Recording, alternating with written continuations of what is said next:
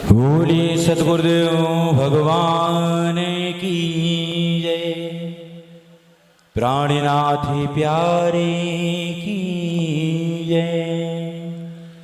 कृष्ण कन्हैया लाल की जय।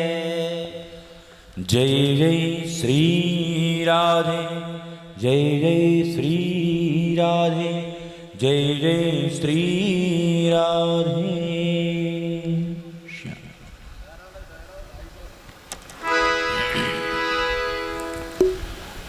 श्री सतगुरु चरण कमलेभ्यो नमः।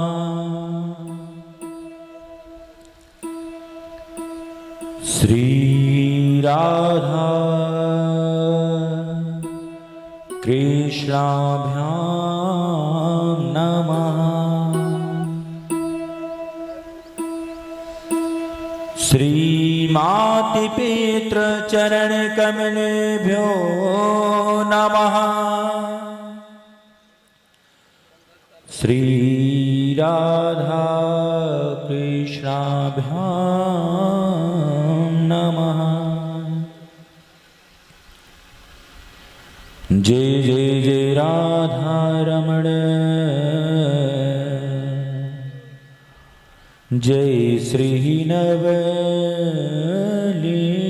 किशोर।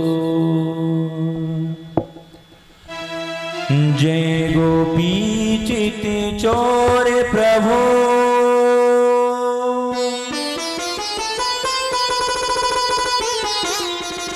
जय जय माखनी चोर।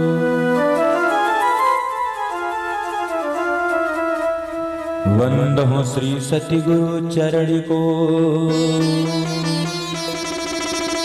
करहु सुप्रेम प्रणाम। अशुभ हरण मंगलीकरण, श्री देव चंद्र जी को नाम। कृष्णा ही वासुदेवाय,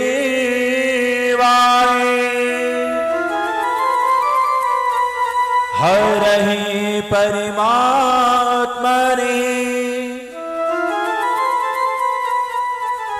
प्रणति क्लेशनाशाय, श्री गोविंदाय नमो नमः।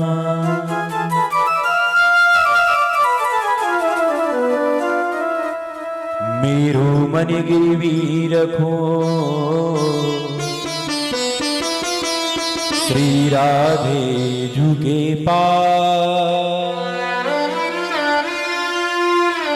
प्रेमी ब्याजी तीनों बण्यो, नहीं छूटन की है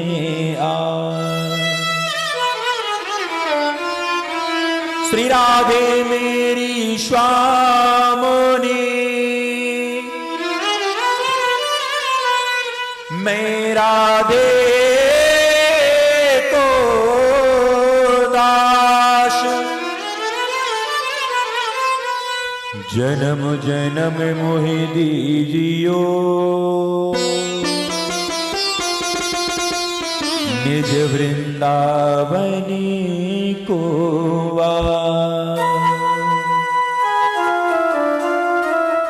जन्म जन्म मोहि दीजियो। निज चरण में वास। बोलिए सतगुरुदेव भगवान की, प्राणनाथ प्यारे की। सर्वप्रथम प्रातः स्मरणीय, प्रातः वंदनीय परम पूज्य सदगुरु जी महाराज के चरणों में कोटि कोटि प्रणाम करते हुए, पूज्य पिताश्री के चरणों में कोटि कोटि प्रणाम करते हुए मंच पर विराजमान समस्त संगीतक बंधु, आचार्य बंधु, भगवत पंडाल में उपस्थित मां, बहन, बेटी, बालक, वृद्ध, युवाजन, गुप्त प्रकट संतजन और प्रभु की कृपा से आज सने सने हम सप्तम दिवस में जो रहे हैं और सुचारू रूप से जो यह धारा प्रवाहित हो रही है, इस धारा में कोई अवरोध ना हो, इसके लिए आज हम हमारे जो साउंड सर्विस वाले भैया हैं, ये जो बच्चे हैं, इनका बहुत धन्यवाद करते हैं।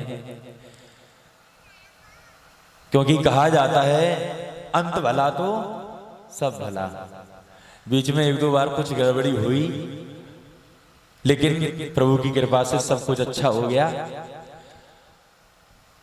इस साउंड माध्यम से जहां तक भी मेरी आवाज पहुंच रही है, प्राणी मात्र हृदय में विराजमान पूर्णांत पूर्व परमात्मा श्री कृष्ण की छवि को निहारते हुए सभी को मेरा कोटि कोटि प्रणाम। प्यारे भक्तों, परीक्षित जी महाराज, अब आज आप अपना ध्यान सब जगह से हटा के केवल मेरी ओर रखना जब तक कथा चले, उसके बाद तो फिर राधे राधे। प्रभु की मंगल कृपा से सने सने आज हम सप्तम दिवस में प्रवेश कर रहे हैं। अभी आप पूर्व वक्ता के रूप में आचार्य योगेश्वरानंद जी महाराज से श्रवण कर रहे थे कि किस प्रकार भगवान ने कंस का उद्धार किया। यहां पे परमात्मा के विषय में मानो बड़ी सुंदर बात कही जाती है, एक कार्य मांगत्य कोटि कार्य चकार। परमात्मा केवल एक कार्य के लिए आते हैं और अनेकों कार्य अपने आप हो जाते हैं। जैसे कि आप लोगों ने हमको यहाँ पे बुलाया, किस लिए बुलाया? केवल भागवत कथा के लिए। लेकिन जब हम लोग अपने रूम पे होते हैं, कमरे पे ना, तो महाराज हमें ये बीमारी है, तो उनकी बीमारी की दवाई भी लिखी जा रही है, सब कुछ हो रहा है। आए तो केवल भागवत के लिए हैं, लेकिन उसके साथ में और भी बहुत से कार्य हो रहे हैं। क्यों? क्योंकि हम भी परमात्मा के ही भक्त हैं, और जो परमात्मा का भक्त होता है ना, वो साक्षात परमात्मा के ही स्वरूप होता है। परीक्षित जी महाराज, आप भी जब परमात्मा के भक्त बन जाएंगे तो आप भी परमात्मा के स्वरूप हो जाएंगे। श्री सुखदेव जी कह रहे हैं कि हे राजन परीक्षित, आज 7 दिन तक मैंने तेरे को जो कुछ भी सुनाया सब कुछ भूल जा, कुछ भी याद रखने योग्य नहीं है। कितनी सुंदर बात कर रहे हैं, कुछ भी याद रखने योग्य नहीं है। याद रखने योग्य केवल एक तत्व है, अहम ब्रह्मम परम धामम ब्रह्म अहम परम पदम। जब आप परमात्मा के भक्त होंगे तो यहां पे सुखदेव जी महाराज कह रहे हैं कि ध्यान क्या करना चाहिए, अहम ब्रह्मम परम धामम, मैं स्वयं परब्रह्म हूं और स्वयं परम धाम में विराजता हूं। कौन? स्वयं अपने आप की बात कर रहे हैं। अहम ब्रह्मम परम धामम ब्रह्म अहम परम पदम, मैं स्वयं परम धाम में विराजता हूं। जब तू ऐसा चिंतन करेगा तो साक्षात परमात्मा को अपने हृदय में प्राप्त करेगा। तू इधर उधर फिर भटकने की तेरे को आवश्यकता नहीं होगी। क्योंकि श्राप लगा था, 7वें दिन तंचक सर्प के दंश से मृत्यु होनी है। तो श्री सुखदेव जी कह रहे हैं कि हे राजन परीक्षित, इस बात से बिल्कुल भी मत घबराना कि मेरी मृत्यु होने वाली है। और यहाँ पे बैठे जितने भी जन समुदाय उपस्थित हैं, आप लोग भी अपने मन से यह भय बिल्कुल निकाल दें। क्यों? क्योंकि सबसे बड़ा सत्य तो यही है कि एक ना एक दिन सबकी मृत्यु निश्चित है, कोई नहीं बच सकता। लेकिन जब आप अपने हृदय से मृत्यु का भय निकाल देंगे तो आप परम मोक्ष पद को प्राप्त हो जाएंगे, इसमें बिल्कुल भी संशय नहीं है। इधर श्याम सुंदर ने कंस का उद्धार किया। उसके पश्चात महाराज उग्रसेन कहते हैं कि पुत्र, तुमने कंस का वध किया है, तुमने राजा का वध किया है, इसलिए अब मथुरा के राजा आप हो कन्हैया। श्याम सुंदर मानो उग्रसेन के चरणों को प्रणाम करते कहते हैं, नाना ये आप क्या कह रहे हैं? अरे मथुरा के राजा आप थे, आप हो और आप ही रहोगे। मैं राजा कहां, मैं तो आपका सेवक हूं। मानो यहाँ पे श्याम सुंदर ने यह बताया कि भले ही मैं भगवान हूं, लेकिन जो मेरे सम्मान योग्य पुरुष हैं उनको हमें पूर्ण सम्मान देना चाहिए। उग्रसेन का टीका किया। उसके पश्चात आज श्याम सुंदर परीक्षित जी महाराज अपने कक्ष में बैठे हुए हैं। उनको ब्रज की याद आ गई, क्योंकि जब ब्रज से निकले थे ना तो मैया यशोदा ने कन्हैया को हृदय से लगा लिया था। उनको पता था कि अब कन्हैया मेरे को वापस ना मिले। गोपियों ने मार्ग रोका था। गोपियां जानती थी कि कन्हैया मुझे वापस नहीं मिलेंगे। राधा ने भी मार्ग रोका था। श्याम सुंदर जानते थे कि राधा भी जानती थी अब कन्हैया मेरे को प्राप्त होने वाले नहीं है, क्योंकि श्राप लगा हुआ है ना, नहीं मिलेंगे। आज श्याम सुंदर के नेत्रों से अश्रु बह रहे हैं। अपने कमरे में अपने कक्ष में विराजमान है, नेत्रों से अश्रुधारा बह रही है। उसी समय माता देवकी, जिन्होंने मानो श्याम सुंदर को कभी एक भी बार अन्न का ग्रास ना खिलाया हो, क्योंकि जन्म दिया था कन्हैया को, और माँ तो माँ होती है। जन्म भले ही देवकी माता ने दिया, लेकिन लालन पालन यशोदा मैया ने किया था। आज देवकी ने सोचा मेरे लाला को माखन मिश्री बहुत प्रिय है। 56 प्रकार के व्यंजन बनाए और व्यंजनों को एक थाल में परोस के श्याम सुंदर को पान कराने के लिए उनके कक्ष की ओर बढ़ती हैं। जैसे कन्हैया के कक्ष की ओर गए ना, परीक्षित जी महाराज बड़े ध्यान से सुनना, क्योंकि भागवत की कथा जो है ना, 4 वेद 6 शास्त्र 17 पुराणों का सार श्रीमद् भागवत, और श्रीमद् भागवत जो 12 स्कंदों में है, पूरी भागवत का सार मात्र 10वां स्कंद। 10वां स्कंद में कन्हैया की पूरी लीला है। आज देवकी मैया 56 प्रकार के व्यंजन एक थाल में परोस के कन्हैया के सम्मुख लाई। कन्हैया मानो एक झरोखे के द्वारा ब्रज को निहारने का प्रयास कर रहे हैं। कमरे में खिड़की होती है ना, खिड़की की तरफ से मानो आकाश मार्ग को देख रहे हैं और नेत्रों से अश्रुधारा बह रही है। देवकी ने देखा, लाला क्या बात है, तेरे को क्या कोई कष्ट है, क्यों रो रहे हो? श्याम सुंदर कुछ नहीं बोले, अपने पीतांबर से अपने नेत्रों के अश्रुओं को पोंछा। देवकी ने वहीं पे भोजन रख दिया। दौड़कर जाती है, कन्हैया के प्रिय मित्र हैं उद्धव जी। उद्धव जी को लेके आती है, लाला देखो आप कन्हैया के प्रिय मित्र हो, देखो देखो कन्हैया को पता नहीं क्या हो गया, वह नेत्रों से अश्रु बहा रहा है, रो रहा है, और आप मित्र हो, मित्र मित्र की पीड़ा अच्छे से समझ सकता है। जाओ बेटा देखो पुत्र क्या कारण है। उद्धव जी आते हैं, बड़े ज्ञानी पुरुष हैं परीक्षित जी महाराज। मानो यहाँ पे श्रीमद् भागवत बता रही है, आप 4 वेद 6 शास्त्र 18 पुराणों के ज्ञाता हो, परम ज्ञानी हो, लेकिन आप भक्त नहीं हैं, तो आपके पास कुछ नहीं है। भगवान स्वयं कहते हैं ना, ज्ञान योगी ममोदे ही, ज्ञान तो ज्ञान का जो योगी है ना, वो साक्षात मेरा स्वरूप है, लेकिन भक्त योगी मोह दुर्लभ, जो भक्त होता है वह मेरे लिए भी परम दुर्लभ है। उद्धव जी परम ज्ञानी है, तो साक्षात भगवान के स्वरूप है। कन्हैया के पास आते हैं, कन्हैया को हृदय से लगा लिया। मित्र कन्हैया क्या बात है, आप क्यों नेत्रों से अश्रु बहा रहे हैं? कोई गहरा दुख हो तो बताया जाता है कि दुख को बांटने से दुख कम होता है। कन्हैया यदि आपको कोई दुख हो तो मुझे बताओ, मैं आपका मित्र हूं।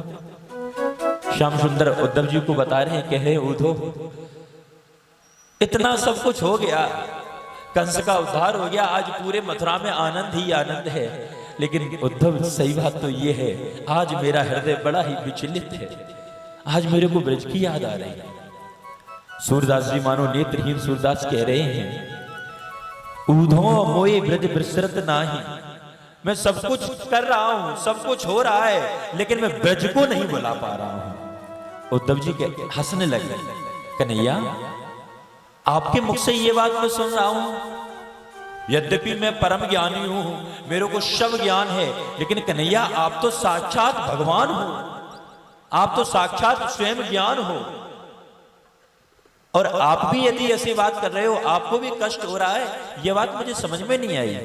कन्हैया जो व्यक्ति कष्ट करता है, जो व्यक्ति रुदन करता है, वो व्यक्ति असंतोषी होता है। कन्हैया आप कैसे संतोषी हो सकते हो? आपको तो रुदन नहीं करना चाहिए। क्यों? क्योंकि आप साक्षात ज्ञानी हो, और जहां पे ज्ञान होता है वहां पे दुख की निवृत्ति होती है, दुख आता नहीं है। आपको दुख कैसे हो रहा है? उद्धव जी अपना ज्ञान झाड़ने लगे। उद्धव अपना ज्ञान बता रहे हैं। श्याम सुंदर समझ गए कि उद्धव जी ज्ञानी तो हैं, लेकिन भक्त नहीं है। इनको भक्त बनना अति आवश्यक है। और चूंकि मैं तो इनका मित्र हूं, ये मेरी बात तो कम समझेंगे। इनको यदि भक्त बनना है तो उनको मेरे को ब्रज में भेजना पड़ेगा। उद्धव, हम आपकी सब बात मानते हैं, आप एक काम करो, एक बार ब्रज में चले जाओ, एक बार ब्रज में चले जाओ और उन भोली भाली ग्वालनों को, मेरी मैया यशोदा को, जो छोटे छोटे ग्वाल बाल हैं, उनको जाके समझाओ, उनसे जाके वार्ता करो। उद्धव जी कहते हैं, अरे कन्हैया, कहां तुम वे भोली भाली ग्वालनों को, जिनको ना तो वेदों की श्रुतियां याद हैं, जिन्हें ना तो शास्त्रों का ज्ञान है, मैं उनको क्या ज्ञान दूंगा। श्याम सुंदर कहते हैं, उद्धव मेरी इतनी सी बात मान लो, चले जाओ, ब्रज में चले जाओ।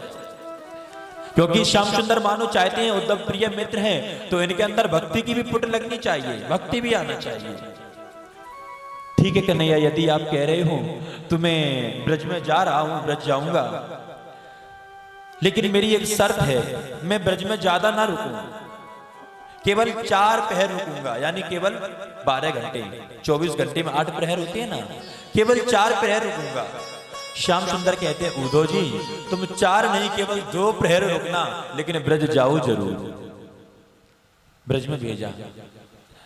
उद्धव जी, परीक्षित जी महाराज आज ब्रज में आ रहे हैं, ब्रज की यात्रा कर रहे हैं। धन्य है वे वृंदावन का वन, और धन्य है वे कुंज गलियां जिनमें मेरे प्रभु, जिनमें मेरे श्याम सुंदर लीला किया करते थे। आज उद्धव जी अपने वस्त्रों को धाड़ करके रथ पे आरूढ़ होकर जैसे वृंदावन की गलियों में प्रवेश किया, वृंदावन की जो लताएं हैं उनमें उद्धव जी का पीतांबर उलझ गया। मानो वह लताएं कह रही हैं कि एक तेरा जैसा ही अक्रूर आया था। वह अक्रूर नहीं था, वह बहुत ही क्रूर था। वृंदावन के प्राण मेरे श्याम सुंदर को मेरे बीच से लेके गया है। मेरे को ऐसा लग रहा है कि उद्धव जी तुम आए हो, कहीं ब्रज में बचे हुए जो प्राण हैं, गोपियों के रूप में, ग्वाल बालों के रूप में, नंद बाबा के रूप में, यशोदा मैया के रूप में, कहीं तुम उनको भी लेने तो नहीं आ रहे हो। झाड़ियों में उद्धव जी का पीतांबर उलझ गया। जितना सुलझाने का प्रयास कर रहे हैं उतना ही उलझ रहा है। अंत में उद्धव जी देख रहे हैं झाड़ियों की लीला है। अब झाड़ियों को क्या ज्ञान दें, उनको क्या वेदों की श्रुतियां सुनाएं। जैसे तैसे एक दूसरे से मदद मांगते हैं। जो सारथी था, सारथी ने मदद की, तब कहीं आके पीतांबर उन झाड़ियों से उलझा। आगे बढ़ते हैं और इधर ब्रज में, ब्रज का हाल बड़ा विचित्र है।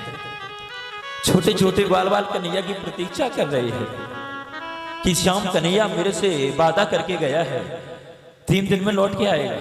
प्रतीक्षा कर रहे हैं। एक बहुत छोटा सा ग्वाल बाल था, नित्य प्रति प्रातः अपनी मैया के भोजन इत्यादि करने के पश्चात मार्ग में आके बैठ जाता था।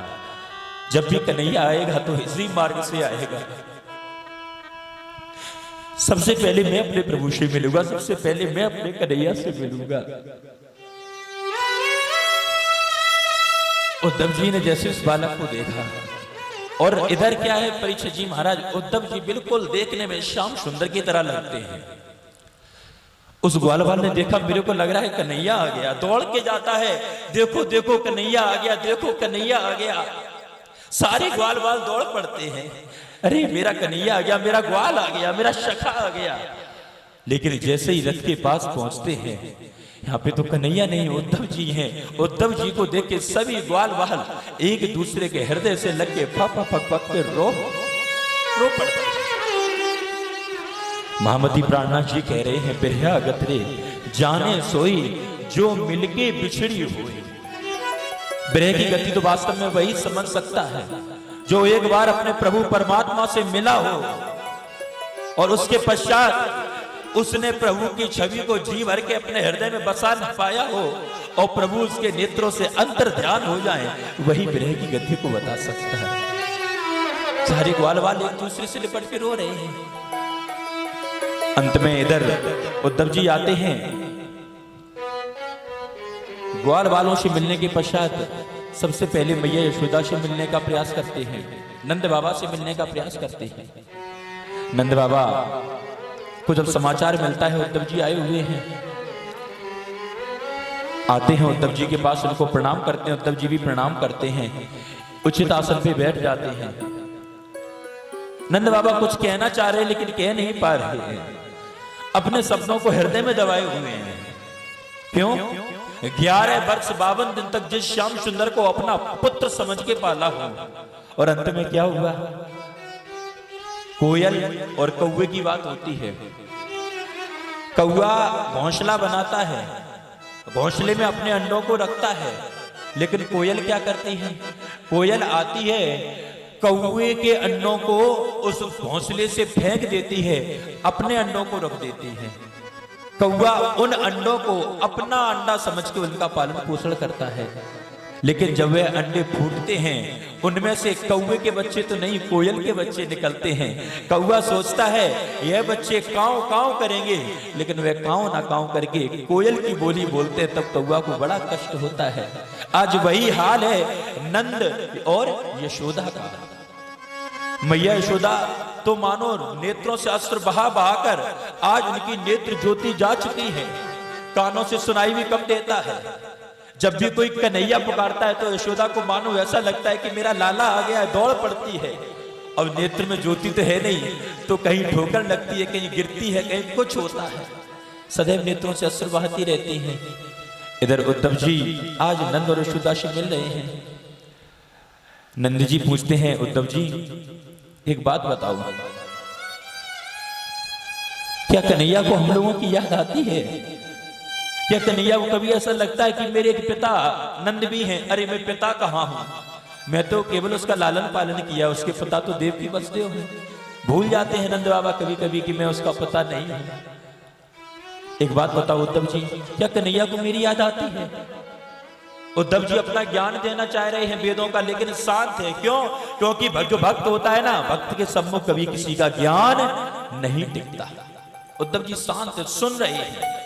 और परीक्षक जी महाराज एक बात और है, जो वास्तव में परमात्मा का भक्त होता है, यदि उसने सुनना प्रारंभ कर दिया, जो परमात्मा का भक्त होता है वह सदैव सुनता है। आज उद्धव जी भक्त बनना चाह रहे हैं कि मैं भी भगवान का भक्त बन जाऊं, तो सुनने का प्रयास कर रहे हैं। नंद बाबा कह रहे हैं, उद्धव जी कन्हैया को मेरी याद आती है? उद्धव जी कहते हैं, हाँ बाबा कन्हैया आपकी याद करते तो हैं, और कन्हैया ने यह संदेश भिजवाया है कि नंद बाबा यशोदा इत्यादि सभी से कहना कि मैं एक दिन यह कुछ कार्य को निपटा के, कार्य को संपूर्ण करके मैं वृंदावन में अवश्य आऊं। नंद बाबा कहते हैं, उद्धव जी मेरे को ऐसा लगता है जब तक कन्हैया यहाँ पे तो मुझसे झूठ ना बोले। अब तो कन्हैया झूठ बोलना भी सीख गया। मुझे अच्छी तरह याद है कि कन्हैया अब वृंदावन में आने वाला नहीं है। क्यों झूठी दिलासा बना रहे हो उद्धव जी? आप मुझे ये बताओ, क्या कन्हैया मेरी याद करता है? कह के नंद बाबा के नेत्रों से अश्रु बह पड़े। उद्धव जी मानो नंद बाबा को हृदय से लगा देते हैं। आज केवल नंद बाबा ही नहीं, उद्धव जी भी अपने नेत्रों से अश्रु बहा रहे हैं, और धीरे धीरे उनका ज्ञान झर रहा है, ज्ञान का अभिमान झर रहा है। यशोदा मैया से मिले। मैया तो मानो एक बिरहणी की तरह चारों तरफ भटक रही है। हा लाला, हा मेरा लाला कहाँ है? और देखिए, जो माँ होती है, माँ को सदैव अपने पुत्र के लिए क्या याद रहता है कि मेरे लाला ने भोजन किया है कि नहीं किया है। एक कटोरी में सदैव माखन रखती है, एक कटोरी में सदैव मिश्री रखती है कि जब भी मेरा कन्हैया आएगा उसको प्रतीक्षा नहीं करनी पड़ेगी कि वे मैया मेरी माखन लेके आएगी। माखन रखा हुआ है, मैं अपने लाला को सबसे पहले माखन खिलाऊंगी। सदैव अपने हाथों में एक माखन की कटोरी, मिश्री की कटोरी रखती है। उद्धव जी मिले। मैया ठीक हो? यशोदा मैया कहती है ठीक हो। उद्धव ये बताओ पुत्र, मेरा लाला कैसा है? मेरी याद करता है? हाँ मैया करता है। अच्छा उद्धव जी एक बात और बताओ, जब श्याम सुंदर, जब मेरा कन्हैया, जब मेरा लाला इस वृंदावन में था, वह नित्य प्रति जब प्रातः उठता था तो सबसे पहले वह मुझसे माखन मिश्री मांगता था। मैं अपने हाथों से उसे माखन मिश्री खिलाती थी। उद्धव ये बताओ, अब कन्हैया जब प्रातः उठता है तो उसको माखन मिश्री मिलती है या नहीं मिलती है? कह के मैया यशोदा के नेत्रों से अश्रु बह पड़े। उद्धव जी कहते, मैया सही बात तो ये है कि कन्हैया जब से ब्रज से गया उसको वास्तव में माखन मिश्री नहीं मिली, और वास्तव में परीक्षित जी महाराज कन्हैया की जो त्रिधा लीला है, कंस का उद्धार करने के पश्चात भगवान विष्णु की लीला आरंभ होती है और माखन चुराने वाले कोई और नहीं, परम धाम के परमात्मा श्री कृष्ण थे। माखन खाने का अधिकार, माखन चुराने का अधिकार अब भगवान विष्णु का नहीं है। इधर यशोदा मैया हाथ में माखन की कटोरी लिए हुए हैं, उद्धव जी से कह रही है, उद्धव जी कन्हैया बहुत झूठा है, मुझसे कह के गया था कि मैया जब भी तेरे को मेरी याद आए तो तू मेरे को प्रेम पूर्ण हृदय से पुकारेगी तो मैं तेरा माखन खाने आऊंगा। ये मुझसे कह के गया था, लेकिन आज जब मैं पुकारती हूं वो आता है, माखन खा जाता है, लेकिन मुझे दिखाई नहीं देता है। अब मुझे दिखाई नहीं देता, माखन तो खा जाता है। देख उद्धव, आज मैंने ये भी ताजा ताजा माखन बनाया है। परीक्षित जी महाराज बड़े ध्यान से सुनना कि परमात्मा के भक्त में कितनी शक्ति होती है। देख उद्धव, आज मैंने भी अपने हाथों से ताजा ताजा माखन बिलोया है और देख मैं कन्हैया को पुकार रही हूं, कन्हैया आएगा, माखन को खा जाएगा, लेकिन मुझे दिखाई नहीं देगा। ये एक भक्त की कथा बता रहा हूं प्यारे भगवत प्रेमी। यशोदा मैया मानो नेत्रों से अश्रु भर के कन्हैया को पुकारती है और देखते देखते मैया यशोदा के हाथ में जो कटोरा था, जो पात्र था जिसमें माखन था, देखते देखते वह माखन साफ बिल्कुल समाप्त हो जाता है। उद्धव जी ये देख के आश्चर्य में पड़े हुए हैं कि आखिर माखन गया तो गया। कहने का तात्पर्य प्यारे भगवत प्रेमियों, आप लोग इस संदेह में मत रहना कि आज मेरे पास कुछ नहीं है, मैं कन्हैया का भोग कैसे लगाऊं। मेरे श्याम सुंदर का एक नाम श्याम सलोना भी है। आपके पास कुछ ना हो, कुछ ना हो, केवल नमक की कंकड़ी रख देना और यदि प्रेम पूर्ण हृदय से पुकारोगे तो मेरा कन्हैया आपका माखन खाने भी आएगा, क्योंकि कन्हैया आपके भाव को देखता है, कन्हैया आपके प्रेम को देखता है, कन्हैया आपके 56 प्रकार के व्यंजन नहीं देखता है, कन्हैया केवल प्रेम देखता है। यशोदा मैया जब भी पुकारते तो श्याम सुंदर आते हैं, लेकिन मैया को दिखाई नहीं दे रहे हैं। यही तो कष्ट है। आज प्रत्येक व्यक्ति पे प्रभु की कृपा है। जो परमात्मा का भक्त है वह परमात्मा के लिए क्यों रोता है कि प्रभु आपकी मुझ पर कृपा तो है, आप अपनी कृपा दृष्टि मुझ पे बरसाए हुए तो है, लेकिन आप मुझे दिखाई नहीं देते। हे प्रभु मुझे दिखाई कब दोगे, दर्शन कब दोगे? और परमात्मा का जो सच्चा भक्त होता है उसकी लालसा केवल यही रहती है कि प्रभु मैं नहीं चाहता कि आप मुझे रोज दर्शन दो, मैं तो केवल ये चाहता हूं कि जब मेरा अंत समय हो उस दिन मुझे दर्शन दे देना। यशोदा मैया भी यही कह रही है, उद्धव मेरे लाला से मैं नहीं चाहती कि वह रोज मेरे पास आए। अब तू जब वापस जाए ना तो मेरे लाला को केवल इतना कहना कि जिस दिन तेरी मैया के शरीर से प्राण निकले, कम से कम उस दिन तो अपनी मैया को दर्शन दिखा देना। उद्धव जी का परीक्षित जी महाराज अब ज्ञान धीरे धीरे धीरे धीरे कम हो रहा है। ज्ञान का अभिमान है ना, और मैंने पहले ही बताया है, प्रभु की भक्ति में जो मार्ग में अवरुद्ध होता है वह केवल अभिमान है। कभी भी किसी व्यक्ति को अभिमान नहीं करना चाहिए।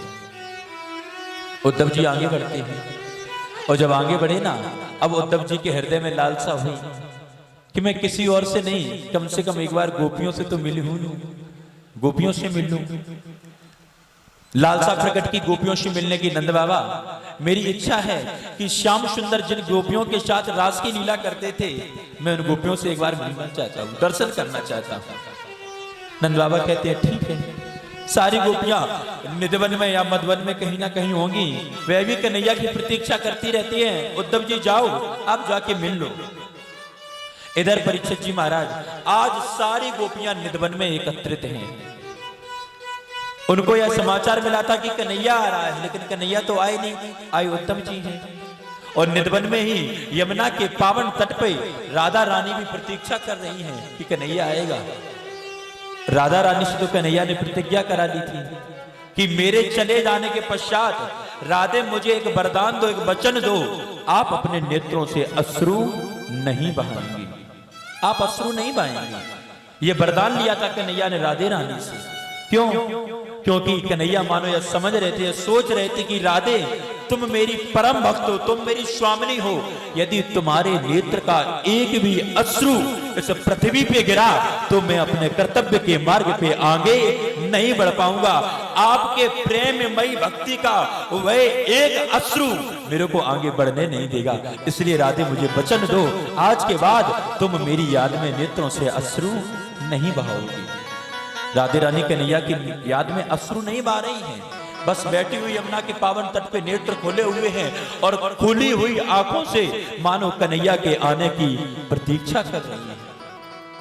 इधर आज सभी सखियों ने देखा कि जब से कन्हैया गए हैं, मेरी स्वामिनी जी के मुखार बिंद से हंसी मानो गायब हो गई है, मुस्कुराहट उनके चेहरे से गायब हो गई है। आज चलो कोई ऐसी लीला करें जिससे राधा रानी के चेहरे पे मुस्कुराहट आ जाए। और इधर उद्धव जी एक वृक्ष की ओट से यह लीला देख रहे हैं कि गोपियां क्या लीला कर रही हैं, सखियां क्या लीला कर रही हैं।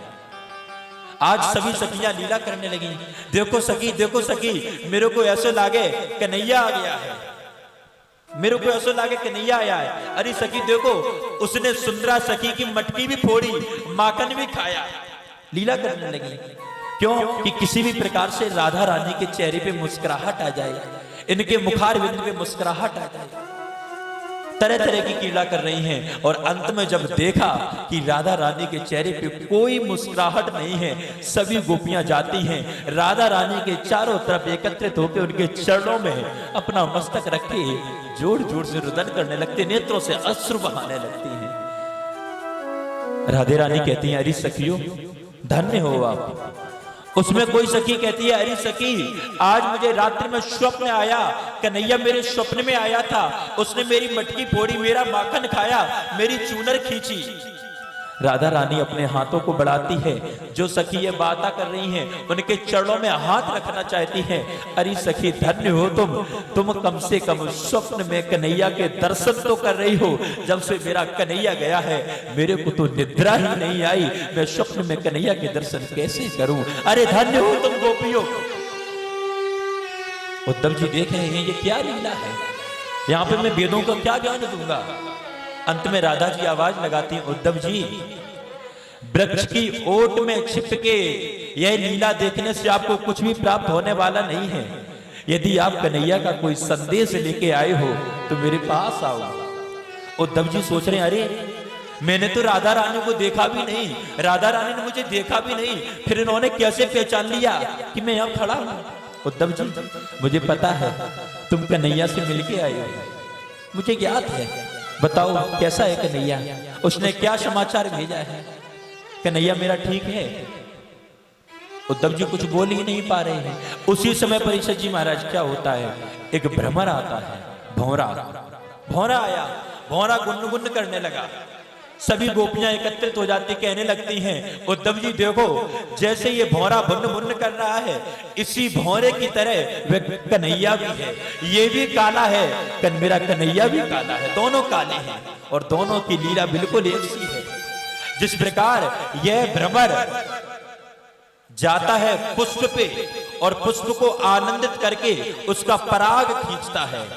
कोई भौरा जब होता है ना, पुष्प पे बैठता है और पुष्प को उस समय बहुत आनंद आता है, लेकिन वह आनंद में भूल जाता है कि वह भ्रमर उस पुष्प के सारे पराग को खींच रहा है। और जैसे वह पुष्प परागहीन हो जाता है, भ्रमर उस पुष्प को छोड़ के चला जाता है, दूसरे पुष्प को पकड़ता है और जब उसका भी परागहीन हो जाता है तो वह पुष्पों को छोड़ के चला जाता है। ठीक इसी प्रकार वो काला काला कन्हैया है, वह भी हम गोपियों के साथ वह प्रेममयी लीला की, ऐसी प्रेममयी लीला की जो नित्य प्रति मेरे को आनंद देती थी। और जब हम आनंद से सराबोर हो गई और आज जब मेरा हृदय मेरे पास नहीं है, वह कन्हैया पराग की तरह मेरा हृदय भी मुझसे चुरा के ले गया। उदो आज मेरा शरीर तो भले ही जीवित है, लेकिन इस शरीर में प्राण बिल्कुल भी नहीं है। उसी समय गोपियां जो निधवन में, कुंजवन में जो लताएं, पुष्प, डाली, पेड़ पौधे जिनकी पत्तियां मानो हरी हरी थी, उनको कोसने लगती है। अरे निधवन तुम कत रहत हरे, ठाड़े क्यों ना जरे, बिरह वियोग श्याम सुंदर सन। अरे जितना कन्हैया का मुझे वियोग है उतना तुम्हें भी वियोग है, लेकिन तुम जल क्यों नहीं रहे हो? मैं तो अपने इस विरह की अग्नि में जल नहीं हूं, आप अब तक क्यों हरे खड़े हो? उद्धव जी देख रहे हैं ये तो गोपियां वृक्ष वनस्पति लता पुष्पों से बात कर रही हैं, ये भ्रमर से बात कर रही हैं, ये गोपियां कोई साधारण नहीं हो सकती। अरे हम मानव हैं, हम मानव एक दूसरे से बात करते हैं, लेकिन यहाँ पे गोपियां तो भ्रमर से बात कर रही हैं, वृक्ष वनस्पति लता पुष्पों से बात कर रही हैं।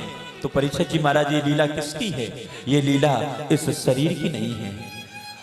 और जब आप नेत्र बंद करके श्याम सुंदर की याद करेंगे, उस ब्रज की याद करेंगे, तो आपको भी लगेगा उस समय उस ब्रज में कोई और नहीं, हम सब गोपियां ही थी, कोई और नहीं था, हम ही सब थे।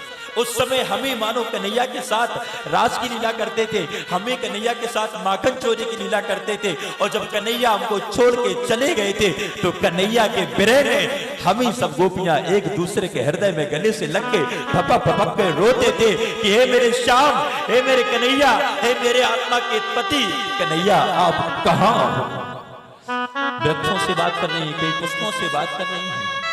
उद्धव जी को लगा अंत में अपना ज्ञान देना चाह रहे हैं, हे गोपियों, अब आप कन्हैया की याद मत करो, अब आप कन्हैया की याद मत करो, अब आप कन्हैया की यदि याद करोगी तो आपको उतना ही कष्ट होगा। अब आप कन्हैया की याद ना करके कन्हैया का ध्यान करो, योग करो, समाधि करो। योग का ज्ञान दे रहे हैं उद्धव जी। कन्हैया को किसका ज्ञान दे रहे हैं? योग का ज्ञान दे रहे हैं। ध्यान करो, योग करो, समाधि करो। गोपियां कहने लगी, अरे उद्धव जी एक बात बताओ, व्यक्ति के शरीर में मन कितने होते हैं? उद्धव जी कहने लगे, अरे इसमें भी क्या पूछने की बात, प्रत्येक व्यक्ति के साथ उसका एक मन तो होता ही है, एक मन होता है। हाँ, लेकिन उद्धव जी जब एक बात बताओ, आज मेरा मन ही मेरे साथ नहीं है, मेरा मन ही मेरे पास नहीं है, तो मैं कन्हैया का ध्यान कैसे करूं? आप बताओ। क्यों? क्योंकि मेरा जो मन है वह मेरे हृदय के साथ मेरा कन्हैया ले गया है। तो अब बताओ मैं कैसे ध्यान करूं? भाई ध्यान करना है तो मन से करना होगा। जब मेरा मन मेरे साथ ही नहीं है तो कन्हैया का ध्यान कैसे करूं? उदो मन नाही 10-20 एक हतो सो गयो श्याम संग को आराधे ईस। उदो मन ना भये 10-20 एक मन होता है। अंत में पुनः उद्धव जी और ज्ञान देना चाहते हैं कि शायद मेरे ज्ञान से इनके दुख कुछ कम हो। अरे गोपियों, मेरे को यह विश्वास है जब आप कन्हैया के ध्यान में समाधि लगाओगे तो कन्हैया आएंगे।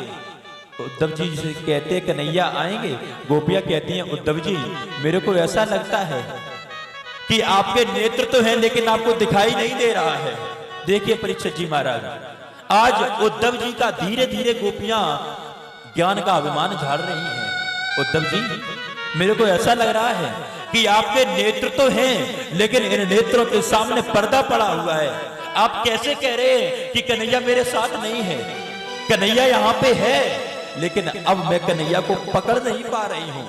अरे उद्धव जी आपको क्या लगता है, क्या इस वृक्ष में कन्हैया नहीं है? आपको क्या लगता है, क्या इन लताओं में कन्हैया नहीं है? आपको क्या लगता है ये जो यमुना बह रही है क्या इसमें कन्हैया नहीं है? प्रत्येक जगह कन्हैया है लेकिन आज मैं कन्हैया को पकड़ नहीं पा रही हूँ।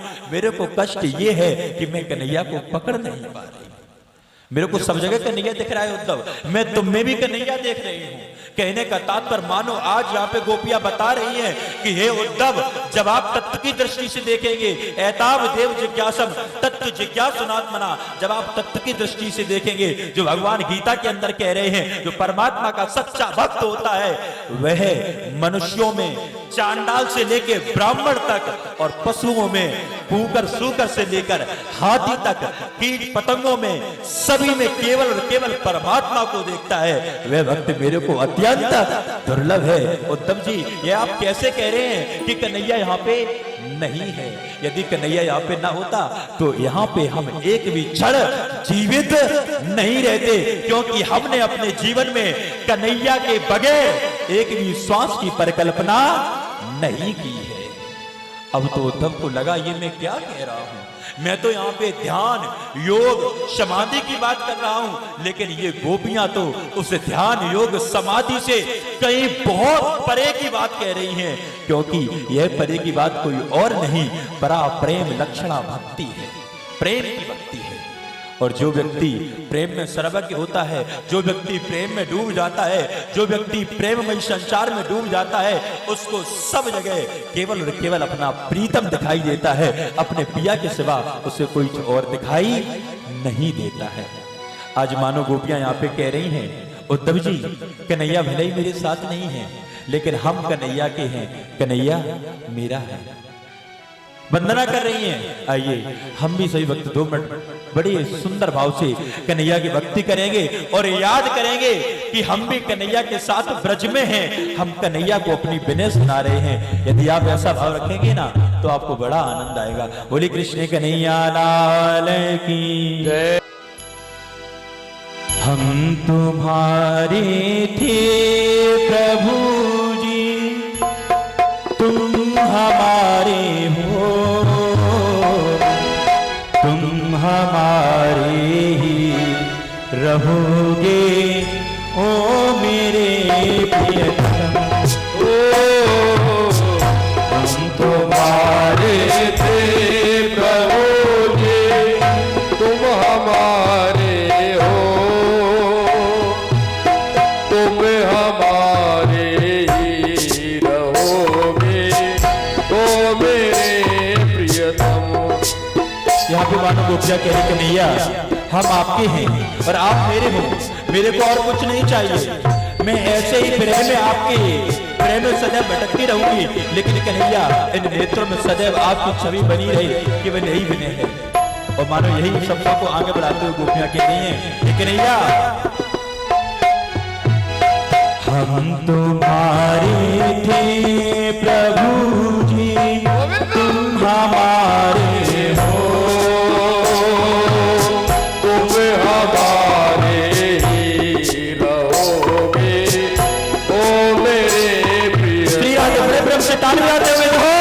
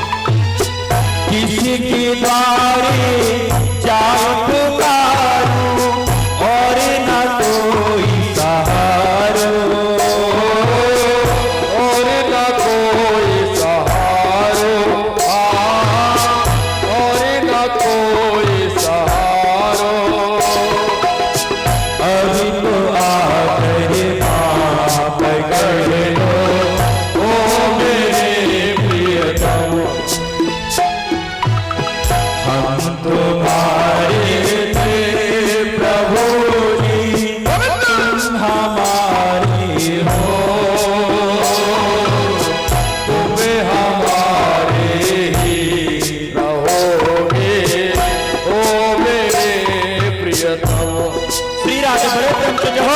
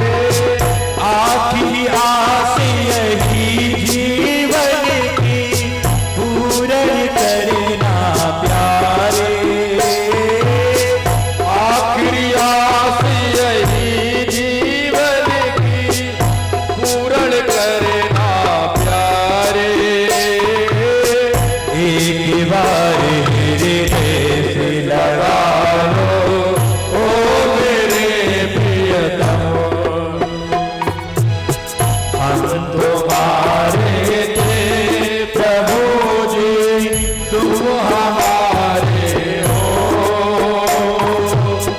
तुम हमारे रहोगे, ओ मेरे प्रियतम।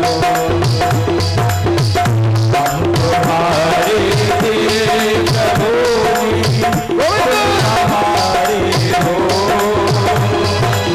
तुम हमारे रहोगे, ओ मेरे प्रियतम। तुम हमारे प्रभु जी,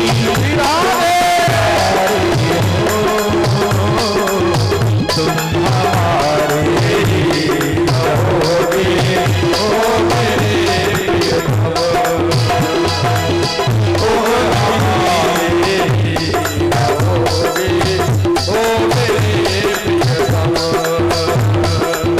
तुम हमारे रहोगे, ओ मेरे प्रियतम। बोले कृष्ण कन्हैया लाल की। आज मानो गोपियां कह रही हैं, उद्धव जी आपको क्या लगता है कन्हैया मेरा नहीं है? वह सदैव मेरे साथ है। परीक्षित जी महाराज, उद्धव जी ने यह प्रतिज्ञा की थी कन्हैया से कि मैं ज्यादा से ज्यादा 4 प्रहर रुकूंगा, यानी केवल एक दिन रुकूंगा, 24 घंटे में 12 घंटे रुकूंगा। लेकिन आज धीरे धीरे धीरे धीरे मानो उद्धव जी गोपियों से भक्ति सीख रहे हैं कि भक्ति क्या होती है। भक्तमयी उन गोपियों को, भक्तमयी वह राधा रानी को देख रहे हैं। सने सने परीक्षित जी महाराज 6 माह व्यतीत हो गए। कितने दिन की कह के आई थी? केवल 1 दिन की। और आज दिन कितने हो गए? 6 माह व्यतीत हो गए। मानो आज कन्हैया के अनुराग में पूर्णतः उद्धव जी डूब चुके हैं। अब तो उनको भी कन्हैया की याद सताने लगी। अरे जिनको मैं अपना मित्र मान रहा था, सखा मान रहा था, मैं नहीं समझ रहा था कि यह तो साक्षात पूर्णब्रह्म परमात्मा, साक्षात भगवान है। और उन गोपियों की याद करके जब मेरा मित्र रो रहा था तो मैं उसको ज्ञान दे रहा था। अब तो उद्धव जी को भी लगा कि वास्तव में विरह की जो करुणा है उसको साधारण व्याख्यान करना किसी के बस की बात नहीं है।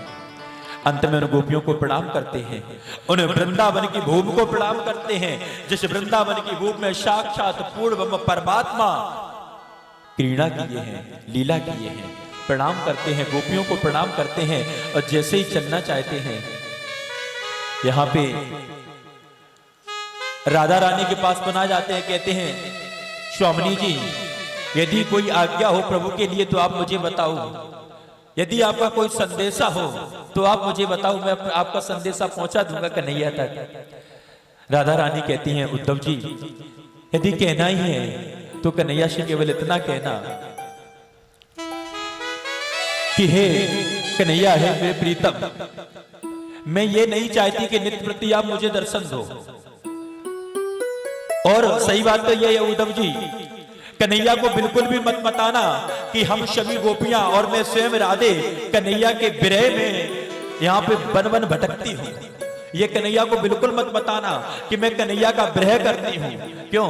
क्योंकि यदि आप कन्हैया को यह बताओगे कि मैं उनके विरह में तरह तरह से मारी फिर रही हूँ तो मेरे कन्हैया को बहुत कष्ट होगा।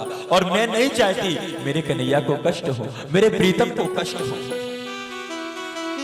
और यदि कन्हैया कहना ही है तो कहियो इतनी जाए मेरी प्रीतम से, मेरी मोहन से केवल यही कहना क्या कि सोवत जब मैं सोऊं और जब मैं उठूं, जब मैं चलूं, जब मैं फिरूं, जब मैं कुछ खाऊं, जब मैं कुछ पीऊं, तो केवल मेरे को तेरी याद आए, तेरे सिवा मेरे को किसी और की याद ना आए। अच्छा एक बात बताओ, यहाँ पे कितने भक्त प्रणामी, एक बार हाथ उठाएं। आप सभी प्रणामी हैं। आज यहाँ पे मानो राधा रानी उद्धव जी को बता रही कि भक्ति क्या होती है, और मैं भी आपको थोड़ा बताने का प्रयास कर रहा हूं। यदि आप लोगों को अच्छा लगे तो मुझे बताना। आप लोग प्रणामी हैं, आप लोग जब भगवान का भोजन जब बनाते हैं तो कन्हैया का भोग लगाते होंगे। कितने लोग भोग लगाते, एक बार हाथ उठाएं।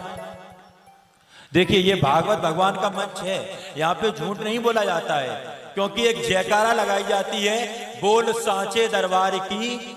ये कैसा दरबार है? सत्य का दरबार है। भागवत स्वयं सत्य का स्वरूप है, इसलिए झूठ कोई मत बोलना, इस बात का ध्यान रखना। आप लोग जब भोजन बनाते हैं तो भोग लगाते हैं। कितने लोग भोग लगाते हैं? एक बार पुनः हाथ उठाएं।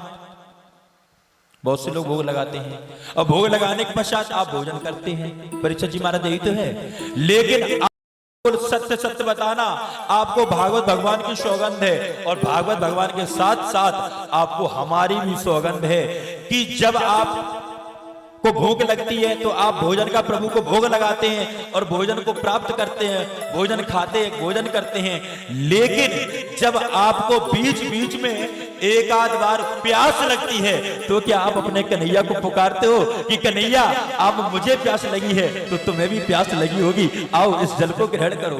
कितने लोग हैं? अब हाथ उठाएं। एक दो, ये तो बच्चों ने हाथ उठा दिया। एक भी नहीं है।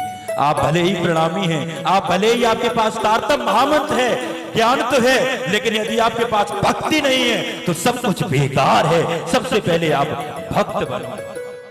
धन्य है वे मीरा। मीरा का क्या था? क्या मीरा के पास तारतम्य ज्ञान था? नहीं था। मीरा के पास भक्ति थी।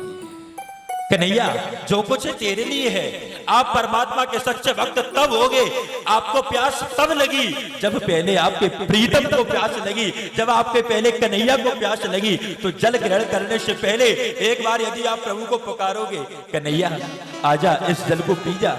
कन्हैया यदि एक बार भी तेरे जल को पी गया, तेरे द्वारा अर्पित किया हुआ कन्हैया ने एक भी बार उस जल को ग्रहण कर लिया, तो वह तुम्हारे लिए चरणामृत बन जाएगा। और उसका यदि तुमने पान कर लिया तो भगवान सदैव तुम्हारे साथ होंगे, इसमें बिल्कुल भी संशय नहीं है। यही तो मीरा करती थी। मीरा के पास तारतम्य ज्ञान नहीं था, लेकिन फिर भी उसने प्रभु को प्राप्त किया। कैसे? जो कुछ भी कन्हैया आपका है। मीरा प्रातः जब उठती है तो मानो कन्हैया के चरणों में सोकर उठ रही है। मैं आपको बता रहा हूं परीक्षित जी महाराज, आज तक आपने सुना है, अब जो बता रहा हूं वो करने के लिए है।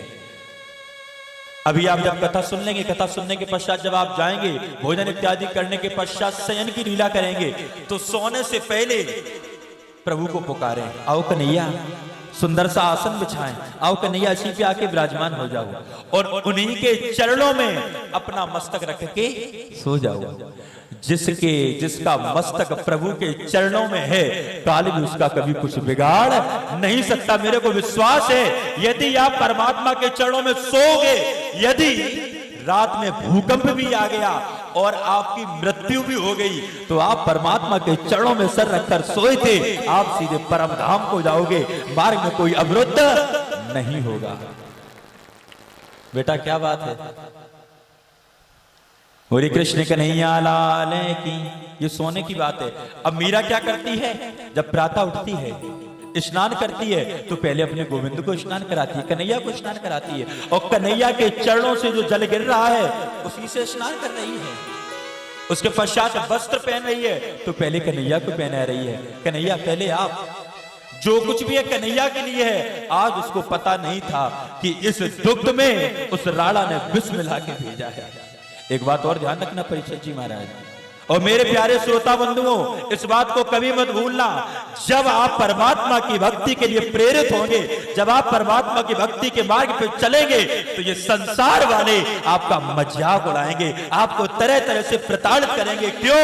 क्योंकि इन संसार वालों ने उस मीरा को नहीं छोड़ा, इन संसार वालों ने उस सूरदास को नहीं छोड़ा, इन संसार वालों ने उस रहीम को नहीं छोड़ा, तो तुमको कैसे छोड़ सकते हैं? सभी आपको सताएंगे, लेकिन उस समय आप अपने मार्ग से भटक मत जाना। मीरा के हाथ में आज दुग्ध है, उसमें विष मिला हुआ है। उसको ज्ञात नहीं था कि इसमें विष मिला है। यदि मीरा को यह ज्ञात होता इसमें विष मिला हुआ है, तो यह कन्हैया का भोग नहीं लगाती। प्रसन्न है बना। देखो प्रभु, आज मेरे राणा आज कितने प्रसन्न हैं। आज आपके भोग लगाने के लिए दुग्ध भेजा है, आओ कन्हैया इसका पान कर जाओ। मानो श्याम सुंदर आते हैं। श्याम सुंदर आज सोच रहे हैं, अरे मीरा तू मेरे को माखन खिलावे, मिश्री खिलावे, मीठा मीठा भोग लगावे। जब तेरे मीठे मीठे व्यंजनों को मैंने पान किया है, तो इस विष को भी मैं ही पीऊंगा। मानो श्याम सुंदर उस मीरा के प्याले से सारा विषयुक्त दुग्ध पी गए। जब मीरा ने अपने नेत्र खोले तो उस प्याले में दूध की एक भी बूंद नहीं थी। मीरा आज बड़ा प्रसन्नचित है। उसी समय उसकी दासियां आती हैं, मीरा से कहती हैं, अरे मीरा उस दुग्ध का पान नहीं करना। क्यों? क्योंकि उसमें विष मिला हुआ है। जैसे मीरा को पता चला कि इसमें विष मिला हुआ था, मीरा के नेत्रों से अश्रु बह पड़े। हे प्रभु, ये मेरे साथ क्या हो गया? आज मैंने आपको विष का दूध पिलाया और प्रभु आपने भी ये कैसी लीला की? मेरे लिए एक बूंद भी नहीं छोड़ा जो उसको पी करके मैं अपनी आत्मा को सदैव के लिए शांत कर लेती। उसके पश्चात मीरा ने अपने उस मंदिर के कपाट बंद कर लिए। सारे दास दासियां बाहर हो गए। उसके पश्चात कुछ समय बाद जब वे कपाट खोले गए तो ना तो वहां पे मीरा थी, ना तो वह प्याला था। क्यों? क्योंकि मीरा आज साक्षात प्रभु के चरणों में लीन हो गई थी।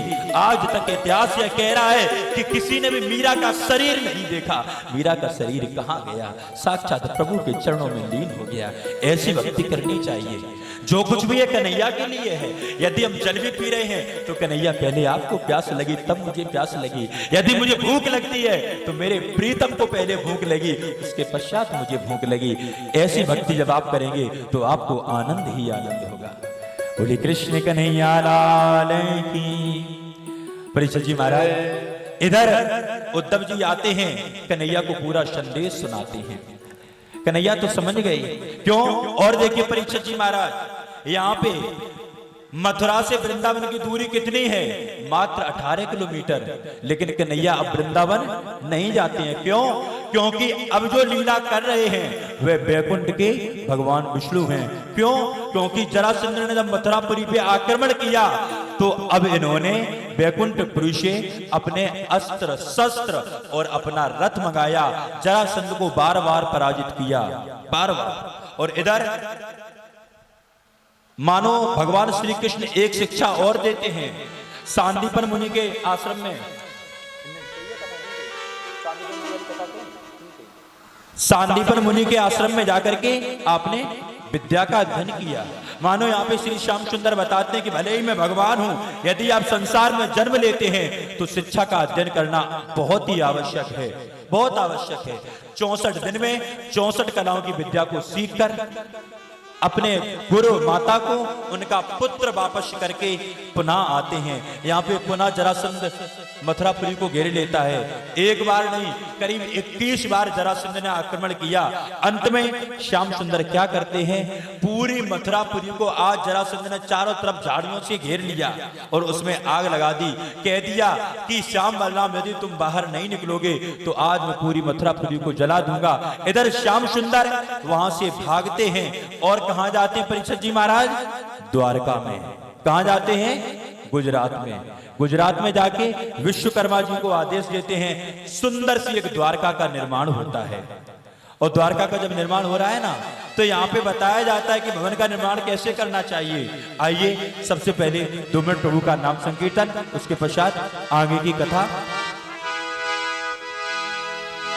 दुनिया में यही एक सुखदाई नाम, दुनिया में यही एक सुखदाई नाम, श्री श्याम जय श्याम जय जय श्याम, श्री श्याम जय श्याम जय राधे श्याम। दुनिया में बसे यही सुखदाई नाम, दुनिया में यही एक सुखदाई नाम, श्री श्याम जय श्याम जय जय श्याम, श्री श्याम जय श्याम जय जय श्याम, श्री श्याम जय श्याम जय जय श्री राधे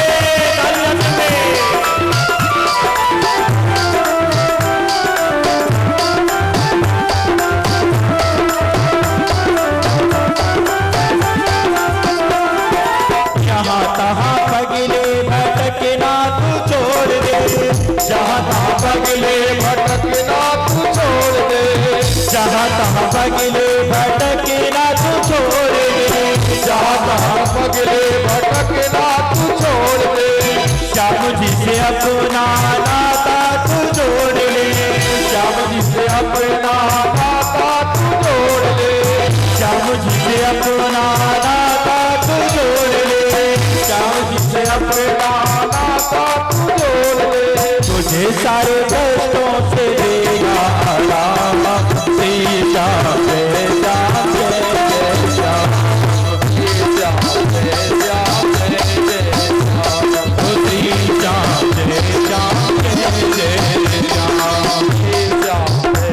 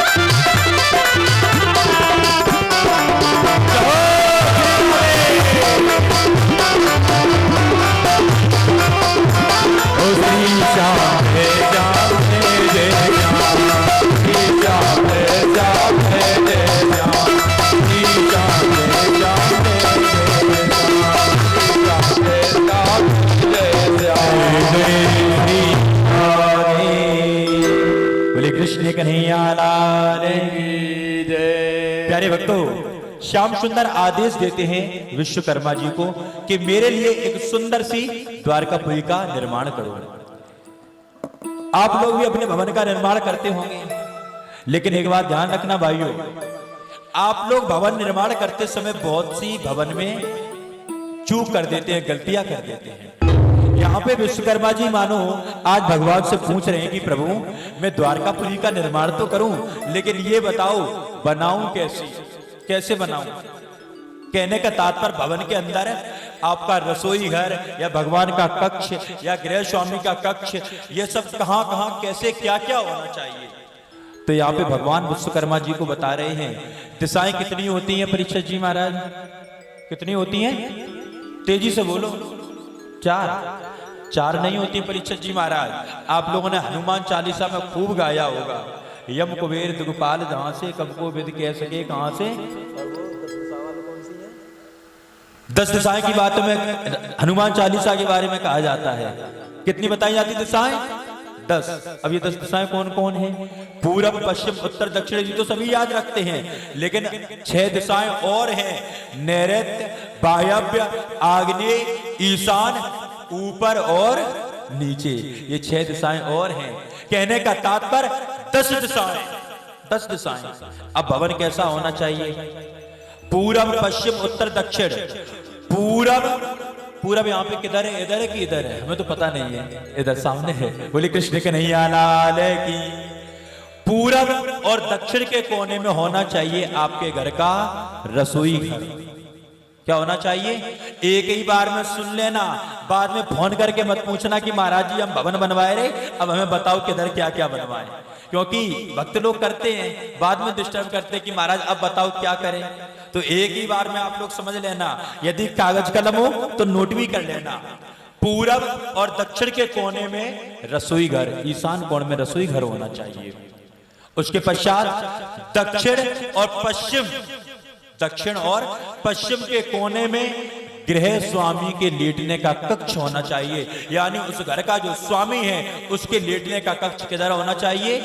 दक्षिण और पश्चिम के कोने में। पश्चिम और उत्तर के कोने में, पश्चिम और उत्तर के कोने में जो घर में बालक बालिकाएं हैं, विवाह योग्य बालक बालिकाएं हैं, जो शिक्षा का अध्ययन कर रहे हैं, ऐसे बालक बालिकाओं का कक्ष उत्तर और पश्चिम के कोने में होना चाहिए। अब घर के अंदर जो सबसे बहुमूल्य जो कक्ष है वह कक्ष है भगवान का घर। वह कहां होना चाहिए? पूरब और उत्तर के कोने में। पूरब और उत्तर के कोने में भगवान का घर होना चाहिए। और एक बात सदैव याद रखना, कभी भी सीढ़ी, जिसको आप लोग जीना कहते हैं, जीना के नीचे कभी भी रसोई घर नहीं होना चाहिए। कभी भी पूरब दिशा की ओर, यानी जिधर भगवान का कक्ष है उधर कभी भी घर के अंदर बाथरूम, लैट्रिन बाथरूम नहीं बनवाने चाहिए। घर के अंदर कभी भी ऐसा वृक्ष, ऐसा पौधा ना लगाएं जिसके अंदर फूल या पुष्प या फल ना आते हों। और घर के अंदर तुलसी अवश्य लगाना चाहिए। क्यों? क्योंकि तुलसी 24 घंटे, तुलसी आपने लगाई ली, तुलसी को तात्पर्य नहीं कि रोज वहां पे सिंदूर, रोज चंदन, रोज बंधन और एक चुनरी लपेट दी, तुलसी मैया की रोज आरती से पूजा कर रहे और भाई सुखाए दो। ये तुलसी की पूजा नहीं है। तुलसी की पूजा क्या है कि तुलसी जिस जगह लगी हो वह जगह बहुत पवित्र होनी चाहिए। वहां पे रोज तो चंदन ना चढ़ाओ, उसको रोज पानी डालो। और वहां पे वंदना करने का तात्पर्य क्या है? तुलसी 24 घंटे ऑक्सीजन देती है। जब आप कोई योग, कोई साधना, कोई समाधि या कुछ आसन प्राणायाम इत्यादि करें तो तुलसी के पास बैठकर करें तो आपको शुद्ध ऑक्सीजन मिलेगी। घर में तुलसी होना बहुत आवश्यक है। उसके पश्चात यहाँ पे भगवान बता रहे विश्वकर्मा जी को, विश्वकर्मा जी इतना सब होने के साथ साथ पूरे भवन में आप लोग जो कलर भी कराते हैं ना, कलर का भी वास्तु दोष होता है। घर के अंदर जो शयन कक्ष होता है उस शयन कक्ष में ऐसे रंग नहीं कराने चाहिए जिन रंग को देख के शरीर में उत्तेजना आए। जैसे काफी लोग क्या करते हैं कि भैया हम तो भगवान के भक्त हैं, अपने शयन कक्ष में भी भगवान का रंग यानी भगवा रंग करवा दिया। यदि आपने अपने शयन कक्ष में भगवा रंग करवाया तो घर में लड़ाई झगड़ा होगा, कोई रोकने वाला नहीं है। इसलिए रंगों का भी बहुत ध्यान रखना चाहिए। आप जो बाथरूम इत्यादि बनवाएं उनमें जो कलर करवाएं वह नीले रंग के होने चाहिए, हल्के नीले रंग के। क्यों? क्योंकि नीला रंग शांति प्रदान होता है। घर के शयन कक्ष में या तो पीला कलर, हल्का पीला कलर होना चाहिए। जितने भी कलर हों घर के अंदर हल्के होने चाहिए। जो तीव्र दिखने वाले कलर हों, जो आपकी आंखों में चुभे, ऐसे कलर घर के अंदर नहीं होने चाहिए। पूरा बताते चले जा रहे हैं। उसके पश्चात कहते हैं कि घर को सजाने के लिए घर में लगाने वाले वृक्ष कौन कौन है? अनार, अशोक, अशोक का वृक्ष घर में लगाना बहुत आवश्यक होता है। और बताया गया है कि अशोक के वृक्ष के नीचे, देखिए रावण बहुत विद्वान पुरुष था। एक बात सदैव याद रखना, रावण ने सीता मैया का अपहरण किया था, बहुत विद्वान था। उसने सीता मैया को कहां रखा था? अशोक वाटिका में। क्यों? क्योंकि रावण जानता था कि सीता स्त्री है। स्त्री के लिए सबसे उत्तम पौधा यदि वृक्ष कोई बताया गया तो अशोक का वृक्ष बताया गया है।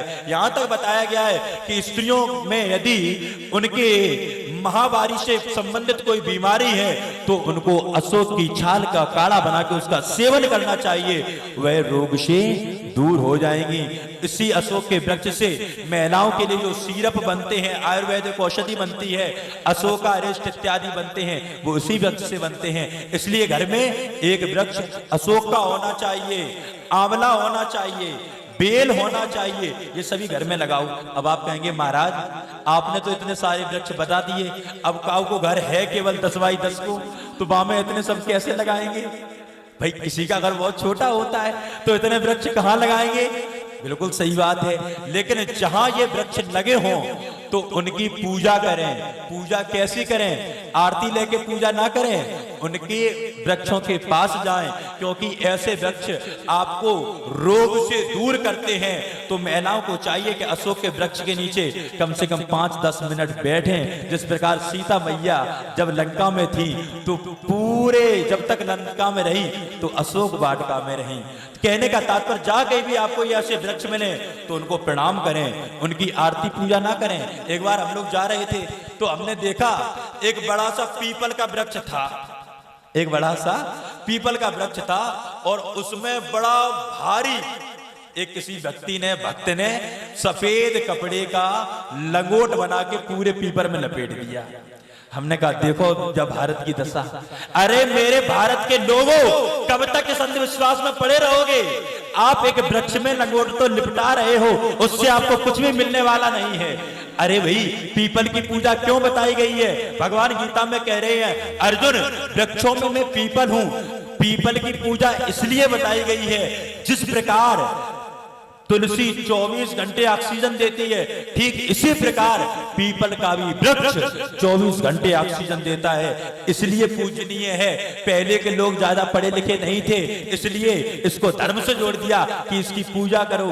पूजा करोगे तो वृक्ष के नीचे ज्यादा समय बिताओगे, ज्यादा समय बिताओगे तो आपको शुद्ध ऑक्सीजन मिलेगी, शुद्ध ऑक्सीजन मिलेगी तो आप बीमार नहीं होगे। बिल्कुल सत्य घटना बता रहा हूं। हम आपको अपने एक दिन की, एक व्यक्ति को हुआ कोरोना, बेचारा बहुत गरीब, डॉक्टर ने कह दिया तुम्हारा ऑक्सीजन लेवल 78 के नीचे है, अब तुम्हारी गाड़ी खतरे में है। और ऑक्सीजन की तो कमी थी, आप सभी लोग जानते हैं कितनी ऑक्सीजन की कमी थी।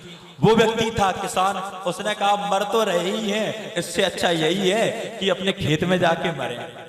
खेत में चला गया, किसी को नहीं बताया और जाके पीपल के वृक्ष पे बैठ गया।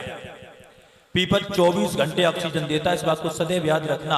और प्रभु की ऐसी कृपा हुई कि कोरोना और लोगों को भी हुआ था, जो ऑक्सीजन लगा रहे थे उनकी तो मृत्यु हो गई, लेकिन वह पीपल के वृक्ष पे बैठे बैठे वह 10 दिन उतरा ही नहीं, वहीं पे भोजन कर रहा है। जब शौच इत्यादि के लिए जाता था तो अलग हो जाता था।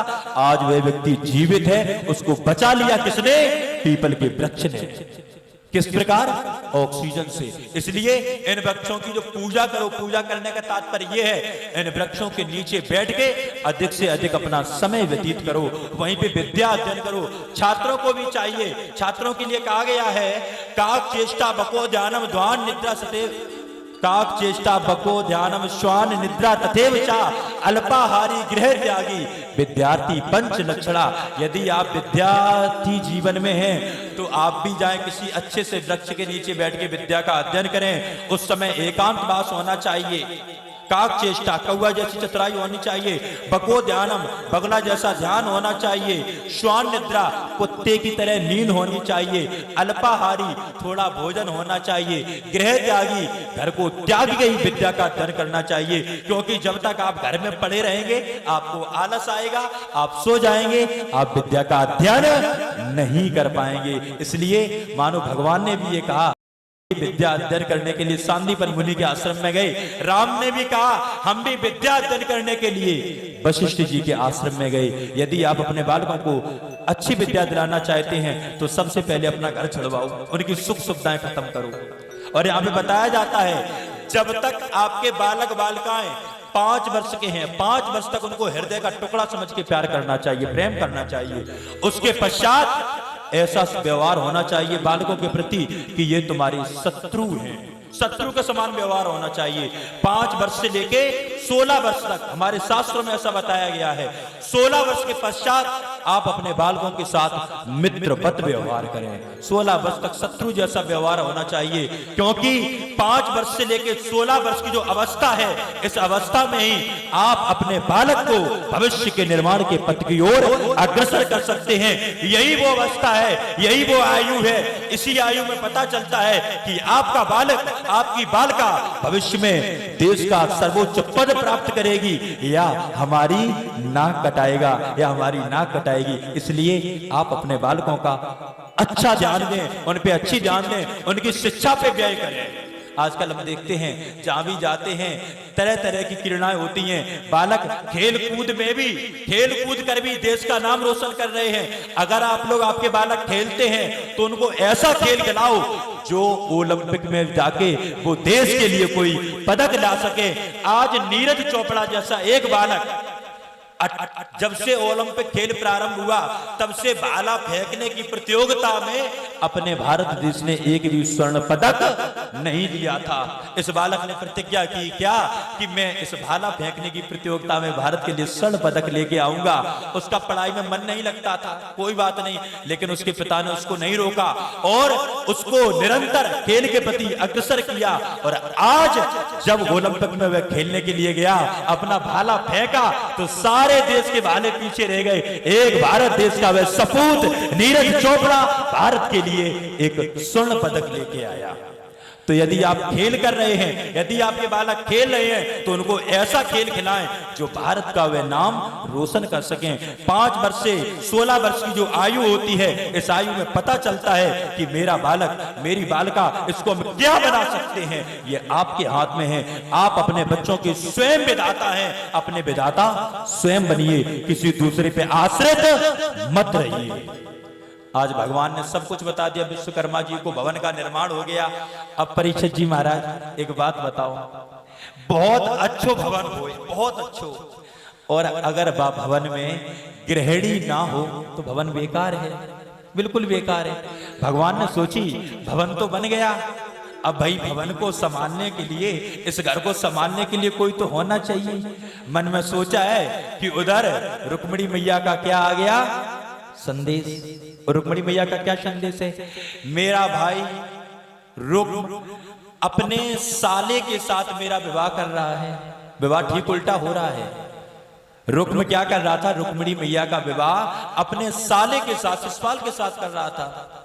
रुक्मिणी मैया ने पत्र लिखा कि प्रभु, जब से मैंने आपकी यश कीर्ति के बारे में सुना है, मैंने मन ही मन में आपको अपना पति मान लिया था। और प्रभु, आपको शायद याद हो कि हम लोगों ने बैकुंठ में ये आपने मुझसे कहा था कि तत्राम में तुम रुक्मिणी भवेत, उस समय तुम रुक्मिणी बनोगी, उस समय मैं द्वारका का राजा होऊंगा, उस समय मैं तुम्हारा बलात् अपहरण करके ले जाऊंगा। प्रभु, वह समय आ गया है, अब आप आओ, मैं आपके लिए हूं, आप मेरे साथ पाणी ग्रहण संस्कार करो। पत्र लिख दिया। आज की भाषा में कहे तो सीधा सीधा लव लेटर था। श्याम सुंदर ने जैसे भी प्रेम पत्र पढ़ा, बलदाऊ भैया को भी नहीं बताया। क्यों? क्योंकि यदि दाऊ भैया को लिया, बड़े भैया हैं, लज्जा की, दाऊ भैया को लिया तो बात कुछ गड़बड़ हो सकती है, भैया रोक सकते हैं, इसलिए भैया को भी नहीं बताया। अकेले ही रथ में सवार होके दौड़ पड़ते हैं। मानो यहाँ पे भगवान कह रहे हैं, यदि मेरा भक्त मुझे पुकारता है उस समय मैं किसी की परवाह नहीं करता हूं, मैं दौड़ पड़ता हूं। आज रुक्मिणी मैया ने पुकारा, प्रभु दौड़ पड़े। और इधर उसने पूरा इशारा लिख दिया था कि मैं ऐसे ऐसे देवी माँ की पूजा करने के लिए जाऊंगी, उस समय मैं अपना दाहिना हाथ ऊपर उठाऊंगी, मेरे हाथ में कंगन बंधा होगा, आप समझ लेना। और आप पूरी लीला बता दी। उसके पश्चात प्रभु आते हैं। इधर रुक्म पूरी अपनी सेना को लगाए हुए है कि रुक्मिणी का विवाह पूरा सही से होना चाहिए। मेरे को पता है कि वह कृष्ण यहाँ पे आ सकता है, वह ग्वाला यहाँ पे आ सकता है, लेकिन श्याम सुंदर तो श्याम सुंदर हैं, उनकी लीला कौन जानता है? कोई नहीं जान सकता। रुक्मिणी मैया जब देवी दर्शन के लिए जाती हैं, अर्चना पूजा करने के लिए मंदिर में जाती हैं, उसी समय अपना हाथ ऊपर उठाती हैं। श्याम सुंदर जाते हैं, रुक्मिणी का हाथ अपने हाथ से पकड़कर अपने रथ में बैठाते हैं और रथ को आगे बढ़ा देते हैं। रुक्म के जो सैनिक हैं वह कहते हैं, देखो देखो, मेरे को लगता है वह माखन चोर, वही माखन चोर जो माखन चुराता है, आज हमें लगता है हमारी रुक्मिणी को चुरा के ले जा रहा है, पकड़ो पकड़ो। रुक्म दौड़ पड़ता है, भयंकर युद्ध होता है परीक्षित जी महाराज। उसी समय बलदाऊ भैया भी अपनी सेना लेके आ जाते हैं। भयंकर युद्ध हो रहा है दोनों सेनाओं के बीच में। बलदाऊ भैया का क्रोध तो बड़ा विशाल है, उन्होंने अपना हल जैसे ही बढ़ाया, एक ही बार में सारी सेना का संहार हो गया। इधर श्याम सुंदर ने रुक्म को पकड़ लिया, एक बाण छोड़ा, बांध लिया, बांध के अपने रथ के पास लेके आते हैं, अपनी तलवार निकाल के रुक्म का वध करना चाहते हैं। बलदाऊ भैया ने रोक लिया, कन्हैया अब शांत हो जाओ। वैसे तो होता था बलदाऊ भैया गुस्सा करते थे, कन्हैया शांत कराते थे। आज ठीक उल्टा हो गया, आज कन्हैया क्रोध में है। बलदाऊ भैया ने रोक लिया, भैया रुक जाओ, कन्हैया रुक जाओ, ये रिश्ते में तुम्हारा साला है, इसका वध करने योग्य नहीं है, ये किसी प्रकार से वध करने योग्य नहीं है। एक तो रिश्ते में आपका साला है, और दूसरा आप जिनके साथ पाण ग्रहण संस्कार करने जा रहे हो, जो आपकी पत्नी बनेगी, उनसे ये बड़े हैं, तो ये आपके बड़े भैया हैं, मारना उचित नहीं है, छोड़ दो। छोड़ दिया, कन्हैया ने छोड़ दिया। और आपको पता है परीक्षित जी महाराज, इस रुक्म का वध किसने किया था? आपको पता है? क्योंकि यह कथा भागवत में आगे आती है। इस रुक्म का वध स्वयं बलदाऊ भैया ने ही किया था। बोले कृष्ण कन्हैया लाल की। ये कथा आगे है, आगे आपको सुनाऊंगा। आज श्याम सुंदर ने छोड़ दिया, और यहाँ पे बताते हैं बलदाऊ भैया ये आपका साला है। और वास्तव में कहा गया है सब्जी में मसाले का, सब्जी में मसाले का, और मकान में आले का। मकान में आला होता है ना, जिसमें आप लोग पुराने समय में दीपक इत्यादि रखे जाते थे। मकान में आले का और सब्जी में मसाले का। यदि बाजार का मसाला डिब्बा वाला लाओगे तो सब काम खराब है। पूरा मसाला स्वयं बाजार से लेके आओ, और रोज माताओं बहनों से कहो कि जाए बटो, बाकी सब्जी बनाओ तो सब्जी अच्छी बनेगी। इसलिए सब्जी में मसाले का और रिश्ते में साले का बड़ा ही महत्व है। पहलवानों में लड़ाई का, पहलवानों में लड़ाई का। अगर पहलवान एक दूसरे से युद्ध ना करें, लड़ाई ना लड़ें, तो उन्हें जा लगे कि आज शरीर में बहुत रोग है, वर्जिश करते हैं तो उनका शरीर शुद्ध रहता है। पहलवानों में लड़ाई का, बर्तनों में कढ़ाई का। कौन सी कढ़ाई? लोहे की कढ़ाई, एल्युमिनियम की कढ़ाई नहीं, लोहे की कढ़ाई। पहलवानों में लड़ाई का, बर्तनों में कढ़ाई का, और विद्यार्थियों में पढ़ाई का बड़ा ही महत्व है। शिक्षा वह शेरनी का दूध है, जो इसको पिएगा वो दहाड़ेगा, उसकी आवाज को कोई दबा नहीं सकता। इसलिए विद्यार्थियों में पढ़ाई का बहुत महत्व है। एजुकेशन को आप कलेक्ट करो। यदि एजुकेशन आपके साथ होगी, विद्या आपके साथ होगी, तो कोई व्यक्ति आपको मूर्ख नहीं बता सकता, कोई नहीं बता सकता। पहले हमसे कहा जाता था कि ये सूर्य निकलता है, सूर्य अस्त होता है, लेकिन जब हम पढ़े हुए, हमने सौर मंडल को पढ़ा, तो हमको पता चला ना तो सूर्य निकलता है और ना ही सूर्य डूबता है। ये हमारी पृथ्वी अपनी जगह पे घूम रही है, और यह सब कैसे प्राप्त हुआ? शिक्षा से। इसलिए शिक्षा बहुत आवश्यक है। यदि आपके पास शिक्षा नहीं होगी तो आप बार बार मूर्ख बनते रहोगे, आप बार बार ठगे जाओगे। और ये हमारे भारत देश का दुर्भाग्य रहा है कि इस भारत देश में बुद्धिजीवियों ने छोटे लोगों को ठगा है, जिनके पास ज्ञान नहीं था उनको ठगा है। इसलिए मेरे प्यारे भारत के लोगों, आप लोग अपनी शिक्षा पे ध्यान दो। कब तक ठगते रहोगे? इस ठगने को अब बंद करो और शिक्षा का अध्ययन प्रारंभ करो। बोले कृष्ण कन्हैया लाल की। प्यारे भक्तों, आज श्याम सुंदर ने छोड़ दिया रुक्म को, और इधर रुक्म ने प्रतिज्ञा की थी कि यदि मैं अपनी बहन को लेके नहीं आऊंगा तो वापस मैं इस कुंदनपुर में ना आऊं। रुक्म जाते हैं सीधे कहां? आबू। आबू में जाके आबू नाम की नगरी बसाते हैं, गुजरात, राजस्थान में जाके आबू नाम की नगरी बसाते हैं। और बताया जाता है पूरे भारत में रबड़ी चाहे कोई बनाए, रबड़ी जो दूध की रबड़ी बनती है ना, चाहे कोई रबड़ी बनाए, लेकिन आबू की रबड़ी पूरे विश्व में प्रसिद्ध है। आबू की रबड़ी पूरे विश्व में प्रसिद्ध है। आबू की रबड़ी, भरतपुर का टमाटर, सूरत की मूरत, ये सब प्रसिद्ध हैं। आगरा का ताजमहल और पेठा भी बहुत प्रसिद्ध है। आगरा का पेठा, सूरत की मूरत, भरतपुर का टमाटर, इटावा का नेता, जहां के हम लोग हैं ना, इटावा का नेता बहुत प्रसिद्ध है। संसद में चाहे राज्यसभा हो, चाहे विधानसभा हो, चाहे लोकसभा हो, कोई सभा हो, इटावा का नेता जरूर मिलेगा। बोले कृष्ण कन्हैया लाल की। ये प्रसिद्ध हैं। तो आज श्याम सुंदर रुक्मिणी मैया को लेके आते हैं। परीक्षित जी महाराज इधर पूरे द्वारका वाले इस प्रतीक्षा में थे कि कन्हैया को जब विवाह होगा ना, तो कन्हैया की बारात में हम लोग जाएंगे, कन्हैया की बारात में जाएंगे। कन्हैया की बारात में सभी सजे बैठे थे, सभी ने ब्यूटी पार्लर कराया हुआ था, सभी बढ़िया बढ़िया क्रीम लगाए हुए थे, सब कुछ। लेकिन हुआ यहाँ पे ठीक उल्टा। कन्हैया काऊ को बारात ले ही नहीं गई, सीधी दुल्हनिया ले आई कहाँ? द्वारका में। कन्हैया का विवाह कहाँ हुआ था? द्वारका में। आज एक मंडप गाड़ा गया और भावरें पड़ने लगी। मैंने आपको उस दिन बताया था भावरें पड़ती हैं कितनी?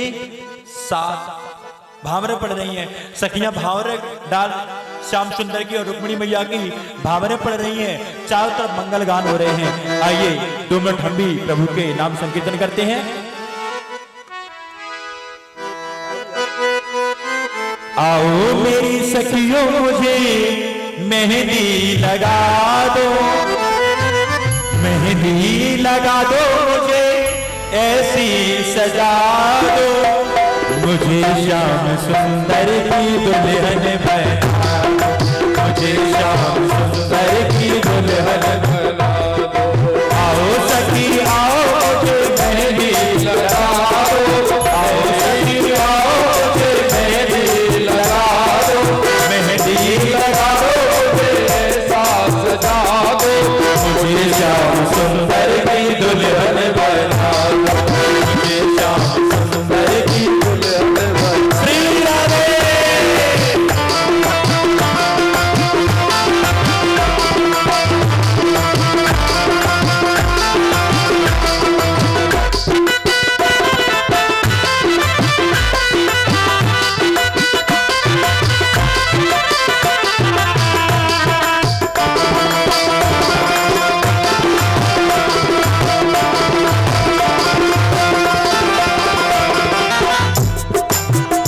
और यहाँ पे श्याम सुंदर कह रहे हैं, ओ सत्संग में मेरी बातें चलाई, सत्संग में मेरी बातें चलाई, सतगुरु ने मेरी कीनी सगाई, सतगुरु ने मेरी कीनी सगाई, सतगुरु को बुला के हथेली मत करा दो, सतगुरु बुला के हथेली मत करा दो, मुझे श्याम सुंदर की दुल्हन बना दो, मुझे श्याम सुंदर की दुल्हन बना दो। श्री राधे राधे हो।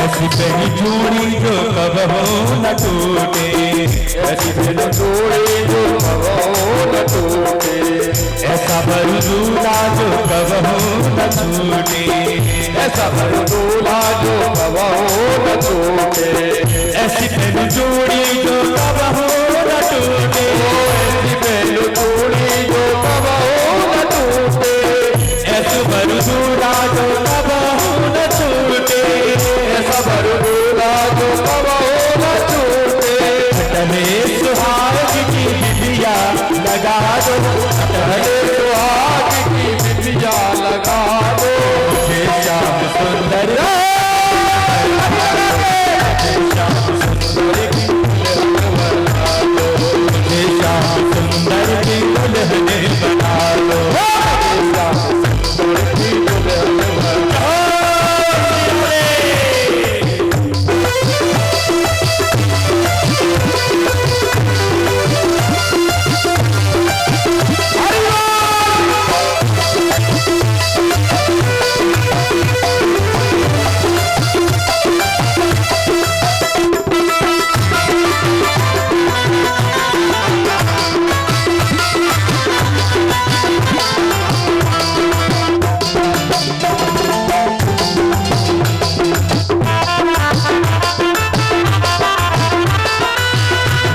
कसुरिता में आंखें में लगाऊंगी, भक्ति का सुरमा मैं आँख में लगाऊंगी, एक तारा में श्याम श्याम गाऊंगी, एक तारा में श्याम श्याम गाऊंगी, भक्ति का सुरमा में आँख में लगाऊंगी, भक्ति का सुरमा मैं आँख में लगाऊंगी, एक तारा में श्याम श्याम गाऊंगी, एक तारा में श्याम श्याम गाऊंगी, सतगुरु खुदा के साथ फेरे तो करा दो, सतगुरु को बुला के साथ फेरे तो करा दो, श्याम सुंदर की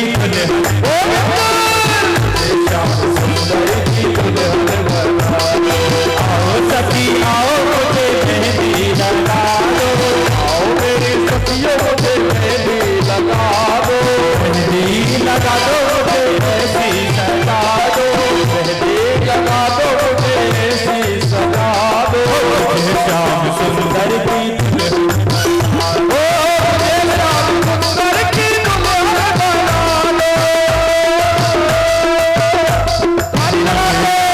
सुंदर की दुल्हन बना लो,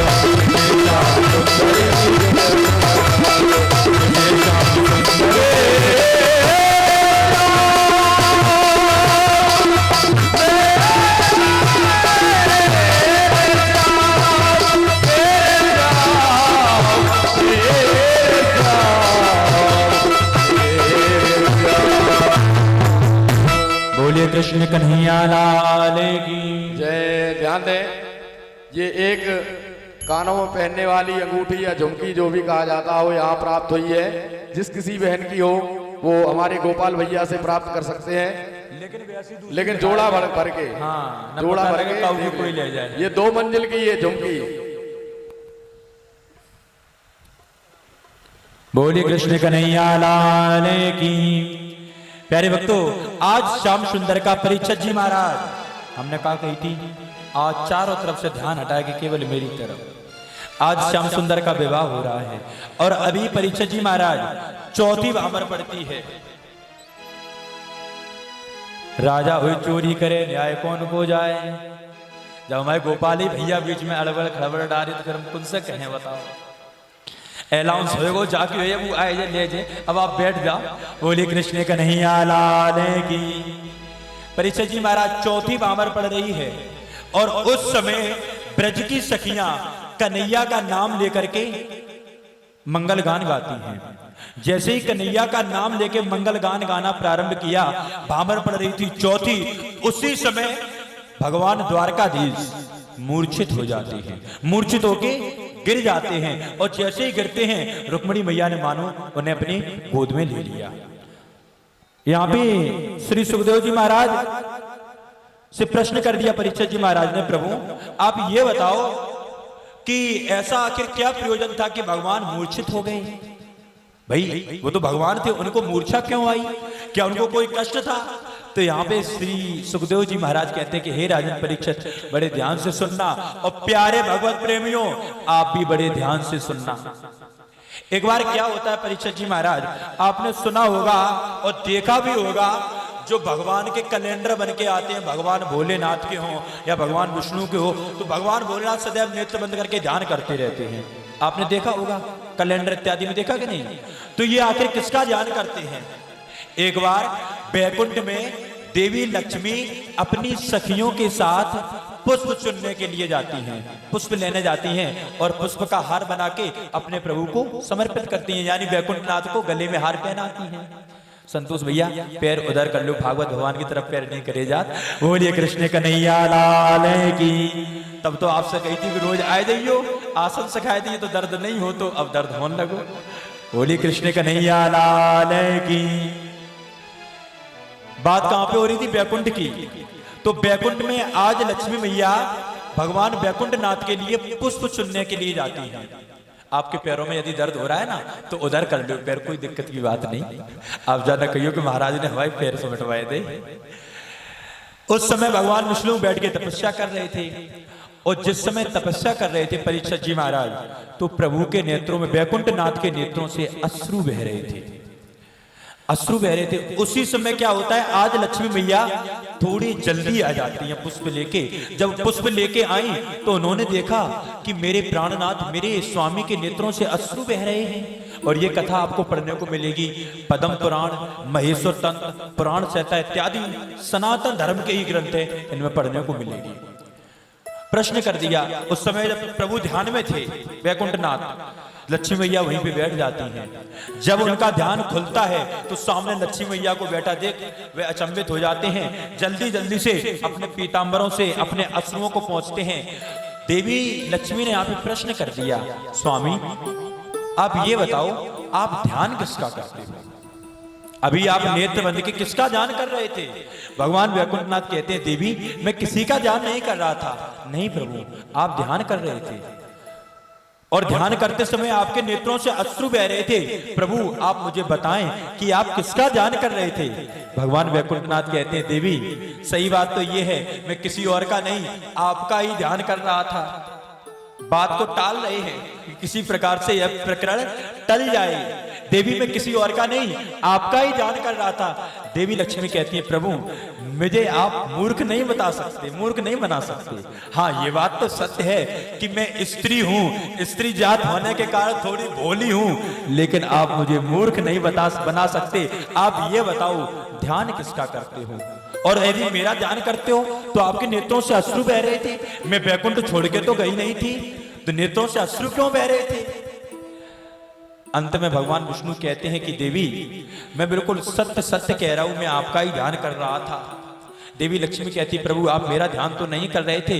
यहाँ पे लक्ष्मी जी ने देखा कि सत्य नहीं बता रहे हैं, तो देवी लक्ष्मी वहां से जाती है परीक्षित जी महाराज, केतमाल पर्वत पर बैठकर तपस्या करती हैं 7 कल्प तक। कितने? 7 कल्प तक देवी लक्ष्मी तपस्या कर रही हैं। लाल लाल बिंब फल के समान ओठ उनके काले पड़ गए, सुंदर कांति वाला उनका शरीर आज बिल्कुल वृद्धा की तरह हो गया। इतनी कठोर तपस्या कर रही हैं, और किनको प्रसन्न करने के लिए? अपने प्रभु को, अपने स्वामी को, अपने पति को प्रसन्न करने के लिए। आज सारे देवी देवता जाते हैं भगवान विष्णु के पास, प्रभु वैकुंठ देवी लक्ष्मी के बगैर सूना लग रहा है, आप लक्ष्मी जी को लेके आइए। वास्तव में ये सत्य बात है, यदि आपका दाम्पत्य जीवन है, आपकी गृहिणी है और आपकी गृहिणी आपके साथ नहीं है, तो आपका घर मानो आपको काटने को दौड़ेगा। क्यों? क्योंकि घर की शोभा गृहिणी होती है।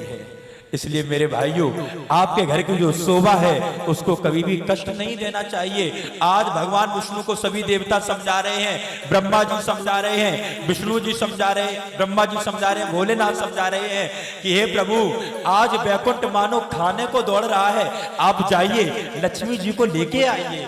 बगैर लक्ष्मी के वैकुंठ सूनो लागे। विष्णु जी जाते हैं देवी लक्ष्मी जी के पास। लक्ष्मी जी ने अपने पति को प्रणाम किया और लक्ष्मी जी से कहने लगे, अरे लक्ष्मी जी आप इतनी कठोर तपस्या क्यों कर रही हो? लक्ष्मी जी कहने लगे, आप तो ऐसे पूछ रहे हो जैसे कि आप कुछ जानते ही ना हो।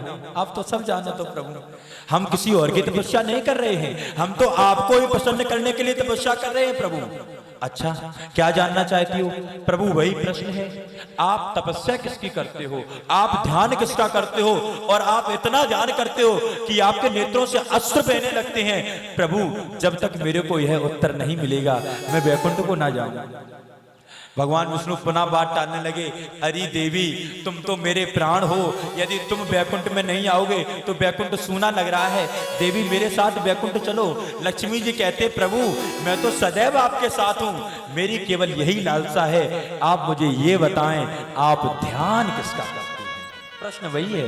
बड़े ध्यान से सुनना प्यारे भगवत प्रेमियों, जो लोग ये कहते हैं कि वही राम है, वही कृष्ण है, वही विष्णु है, वही परमात्मा है, उनके लिए ये कथा मानो यहाँ पे बता रही है कि विष्णु परमात्मा नहीं हो सकते। कैसे? अब जैसे ही बार बार प्रश्न कर रही है देवी लक्ष्मी, तो भगवान विष्णु के नेत्रों से अश्रु बहने लगे, अश्रु बहने लगे, प्रेम के अश्रु। देवी लक्ष्मी को लगा कि मैंने अपने पति से शायद कोई ऐसी बात कह दी जिससे मेरे पति को कष्ट हुआ है, और पतिव्रता स्त्री का यह कर्तव्य है कि उसकी कही हुई बात से कभी भी उसके पति को कोई कष्ट नहीं होना चाहिए। स्वामी यदि मेरी बात से आपको कष्ट हो रहा है तो मैं नहीं जानना चाहती।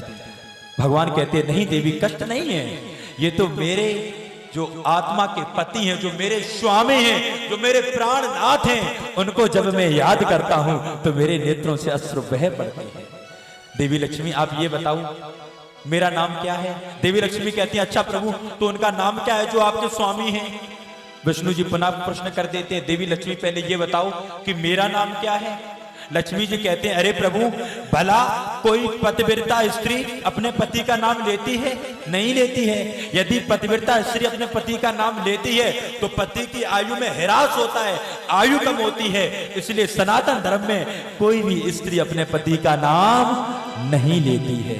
लेकिन आज ए टिंकू, ए चिंकू, ए पिंकू स्त्रियां नाम लेती हैं, नहीं लेना चाहिए। लक्ष्मी जी साफ मना कर रही हैं, प्रभु मैं आपका नाम नहीं ले सकती। तो भगवान विष्णु कहने लगे कि देवी, जब आप मुझ विष्णु का नाम नहीं ले सकती तो मैं अपने आत्मा के पति का नाम तुमको कैसे बता दूं? बस केवल ये समझ लो कि मैं जिसका ध्यान करता हूं वह साक्षात पूर्ण परमात्मा है, वही इस पूरी सृष्टि के जगदाधार हैं। और उनके रोमकूप में ऐसे असंख्यों ब्रह्मांड हैं जिनमें हमारे जैसे असंख्यों लाखों, जिनकी कोई गिनती नहीं है, ऐसे ब्रह्मा, ऐसे विष्णु, ऐसे शिव उनके अंदर विद्यमान हैं। देवी केवल इतना याद रखो। यहीं से मानो वो स्वामी जी भी कह रहे हैं रामचरितमानस के अंतर्गत, आप भी बड़े ध्यान से सुनना, क्या शिव विरंजे विष्णु भगवाना उपजते अंश अंश तेना, विष्णु भगवाना उपजते अंश तेना, शिव विरंज विष्णु भगवाना, शिव विरंज विष्णु भगवाना उपजते अंश अंश तेना।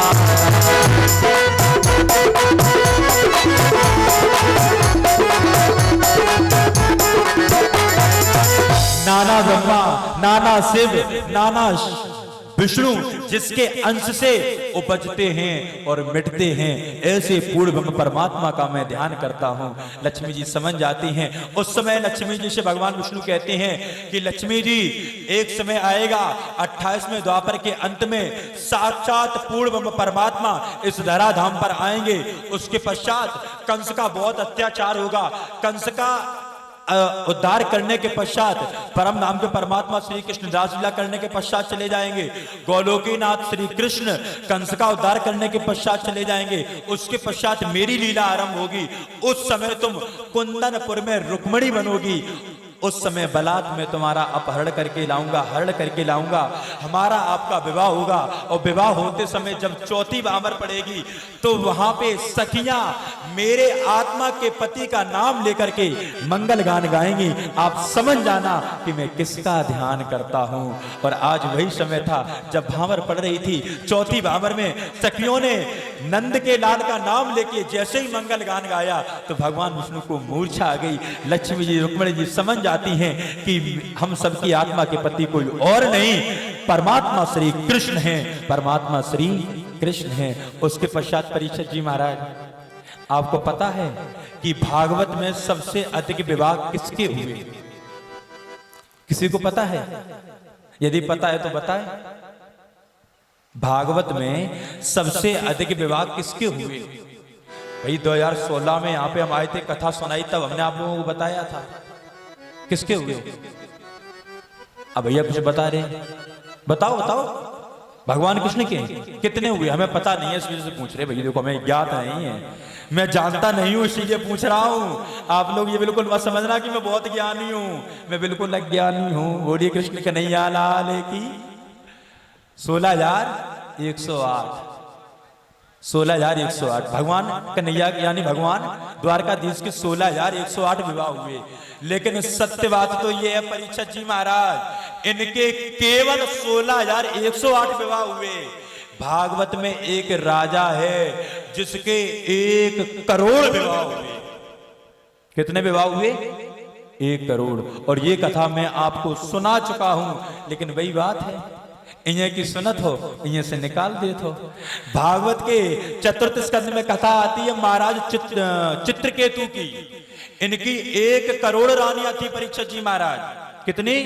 1 करोड़ रानियां, और एक भी पुत्र नहीं थे, एक कोई संतान नहीं थी।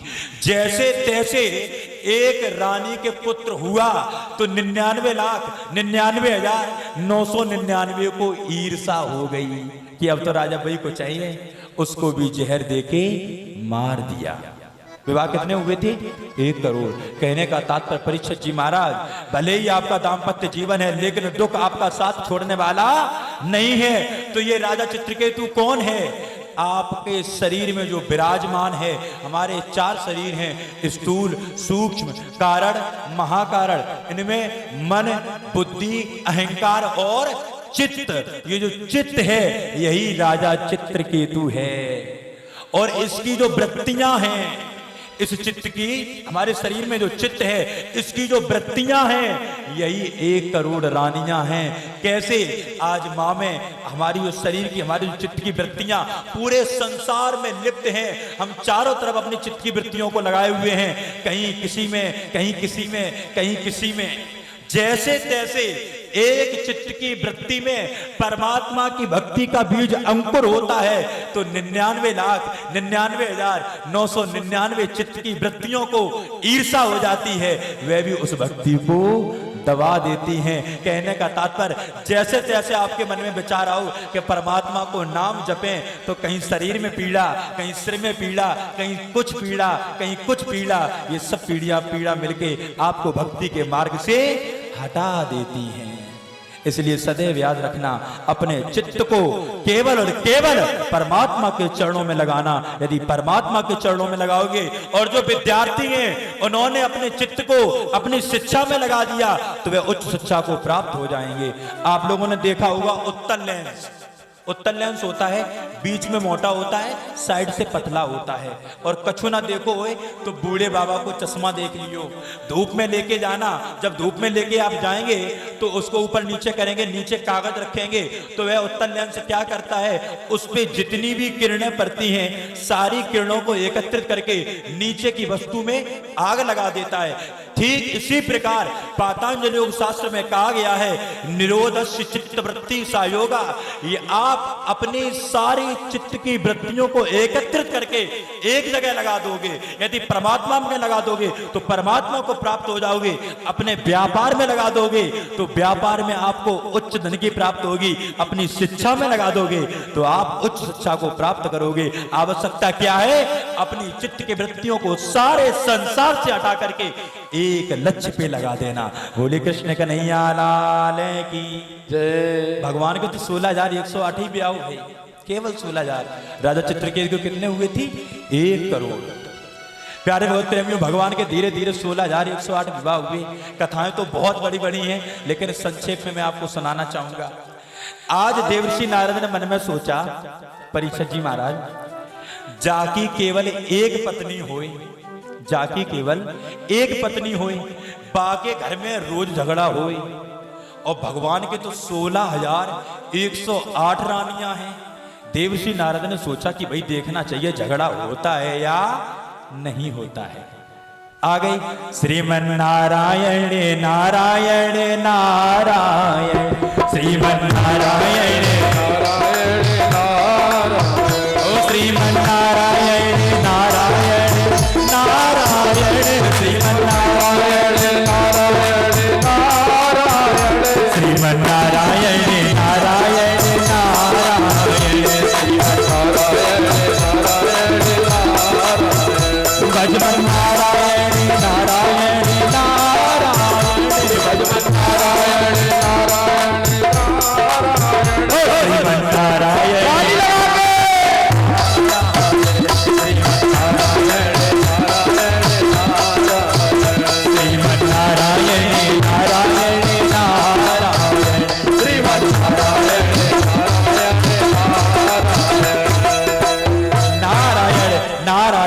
नारायण करते हुए देवर्षि नारद आ जाते हैं। कहां पे? द्वारकापुरी में। सबसे पहले देवी रुक्मिणी के भवन में प्रवेश किया तो देखा भगवान आज लेटे हुए हैं और देवी रुक्मिणी उनके चरण सेवा कर रही हैं। रुक्मिणी कहती हैं, अरे देवसी आओ आओ। नहीं भैया ठीक है, बस आप प्रभु की सेवा करो। प्रणाम प्रणाम करते हुए दूसरे भवन में पहुंचते हैं, सत्यभामा के भवन में। तो देखा यहाँ पे सत्यभामा अपने प्रभु का श्रृंगार कर रही हैं।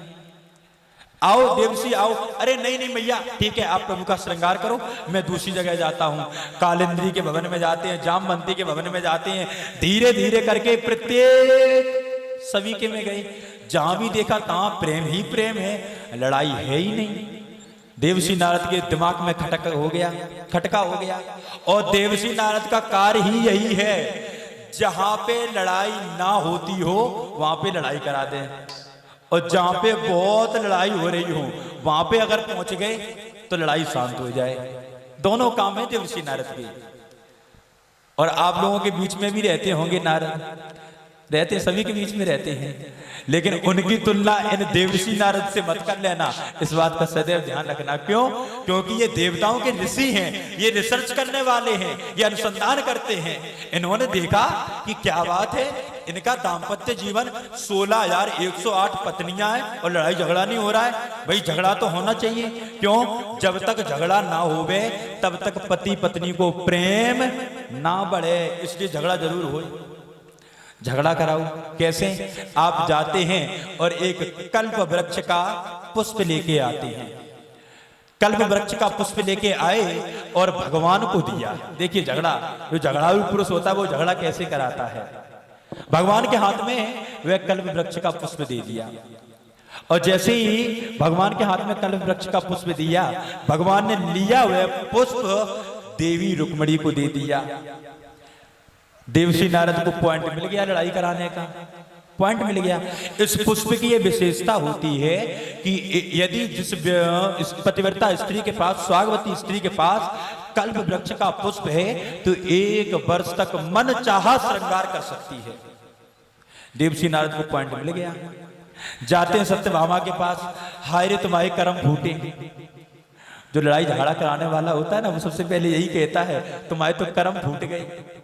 देवसी नारद कहते हैं, अरे मैया मोको तो ऐसो लागे कि तुम्हारे तो कर्म फूट गए हैं। कहे देवसी ऐसी बात काहे कहो? अरे मैं आपके लिए एक कल्प वृक्ष का पुष्प लेके आया था। मैंने सोचा था कि भगवान वह पुष्प आपको देंगे, लेकिन उन्होंने आपको ना देके देवी रुक्मिणी को दे दिया। हम पे तो जो ना देखो गो, नारायण नारायण नारायण कह के चले गए। अब आग तो लग गई, थोड़ी आग लग गई, और उसमें पेट्रोल भी डाला। कैसे? कि हम पे जो दुख नहीं देखोगे। जो आग लगाने वाले होते वो ऐसे ही बोलते हैं, भैया सही बताए रहे, हम पे बाको दुख नहीं देखोगे, ऐसे ऐसे तुम्हारे के लिए कह रहा हूं। तो आज वही हाल है। सत्यभामा भाई अहंकार है, इसमें अंतक मणि दी है पिता ने, इसमें अंतक मणि दी है ना, मन चाहे जितना सोना उतना सोना बना सकते हैं। जाती है भगवान के पास, सीधे को भवन में जाके लेट गए, और इधर भगवान समझ गए कि देवसी नारद आए हैं तो कुछ ना कुछ तो गड़बड़ हो गई। परीक्षित जी महाराज एक बात ध्यान रखना, हम आपके भवन में गए थे, आपका भवन बहुत अच्छा है, लेकिन उस भवन में एक कमी है। पूरे भवन में एक कोई क्रोध का कक्ष नहीं है। पुराने समय में जब भवन बनता था तो एक कोप भवन बनाया जाता था, क्रोध का कक्ष बनाया जाता था। भाई कैकेयी को जब क्रोध आया तो कहां लेटी? जाके कोप भवन में। आज ये भी जाके कोप भवन में लेट गई। तो परीक्षित जी महाराज एक कोप भवन जरूर बनवाओ, और बाकी विशेषता का रखो। उस समय तो फ्रिज वगैरह नहीं थे, आज फ्रिज भी है। उसी कोप भवन में फ्रिज रखो, और फ्रिज खाली ना होए, हमें ठंडा होए, पपीता होए, अंगूर होए, केला होए, आम होए, सारे फल हों।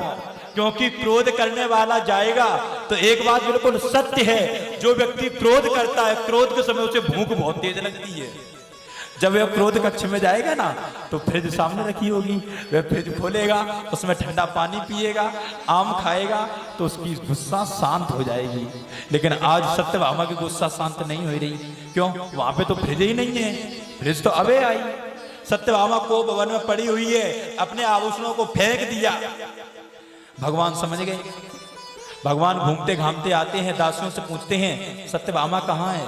कहती हैं स्वामिनी जी अपने को भवन में है।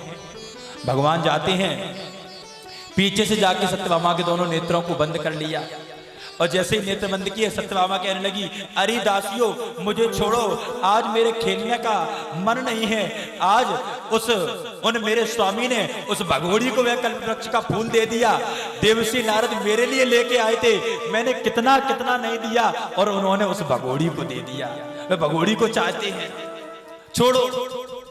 लेकिन जब नहीं छोड़ा तो देखा कोई और नहीं, ये तो स्वयं भगवान है। जब हाथ पकड़े, ये तो सखी नहीं सखा है। अरे आप यहाँ पे क्यों आई? उसी भगोड़ी के पास जाओ। मेरे पास क्यों आई? उसी भगोड़ी के पास जाओ। तरह तरह से कहने लगे। बोले कृष्ण कन्हैया लाल की। परम पूज्य महाराज श्री का आगमन हो रहा है। आगे कथा अपन के मुखारबिंद से श्रवण करेंगे। बोले सतगुरुदेव भगवान की।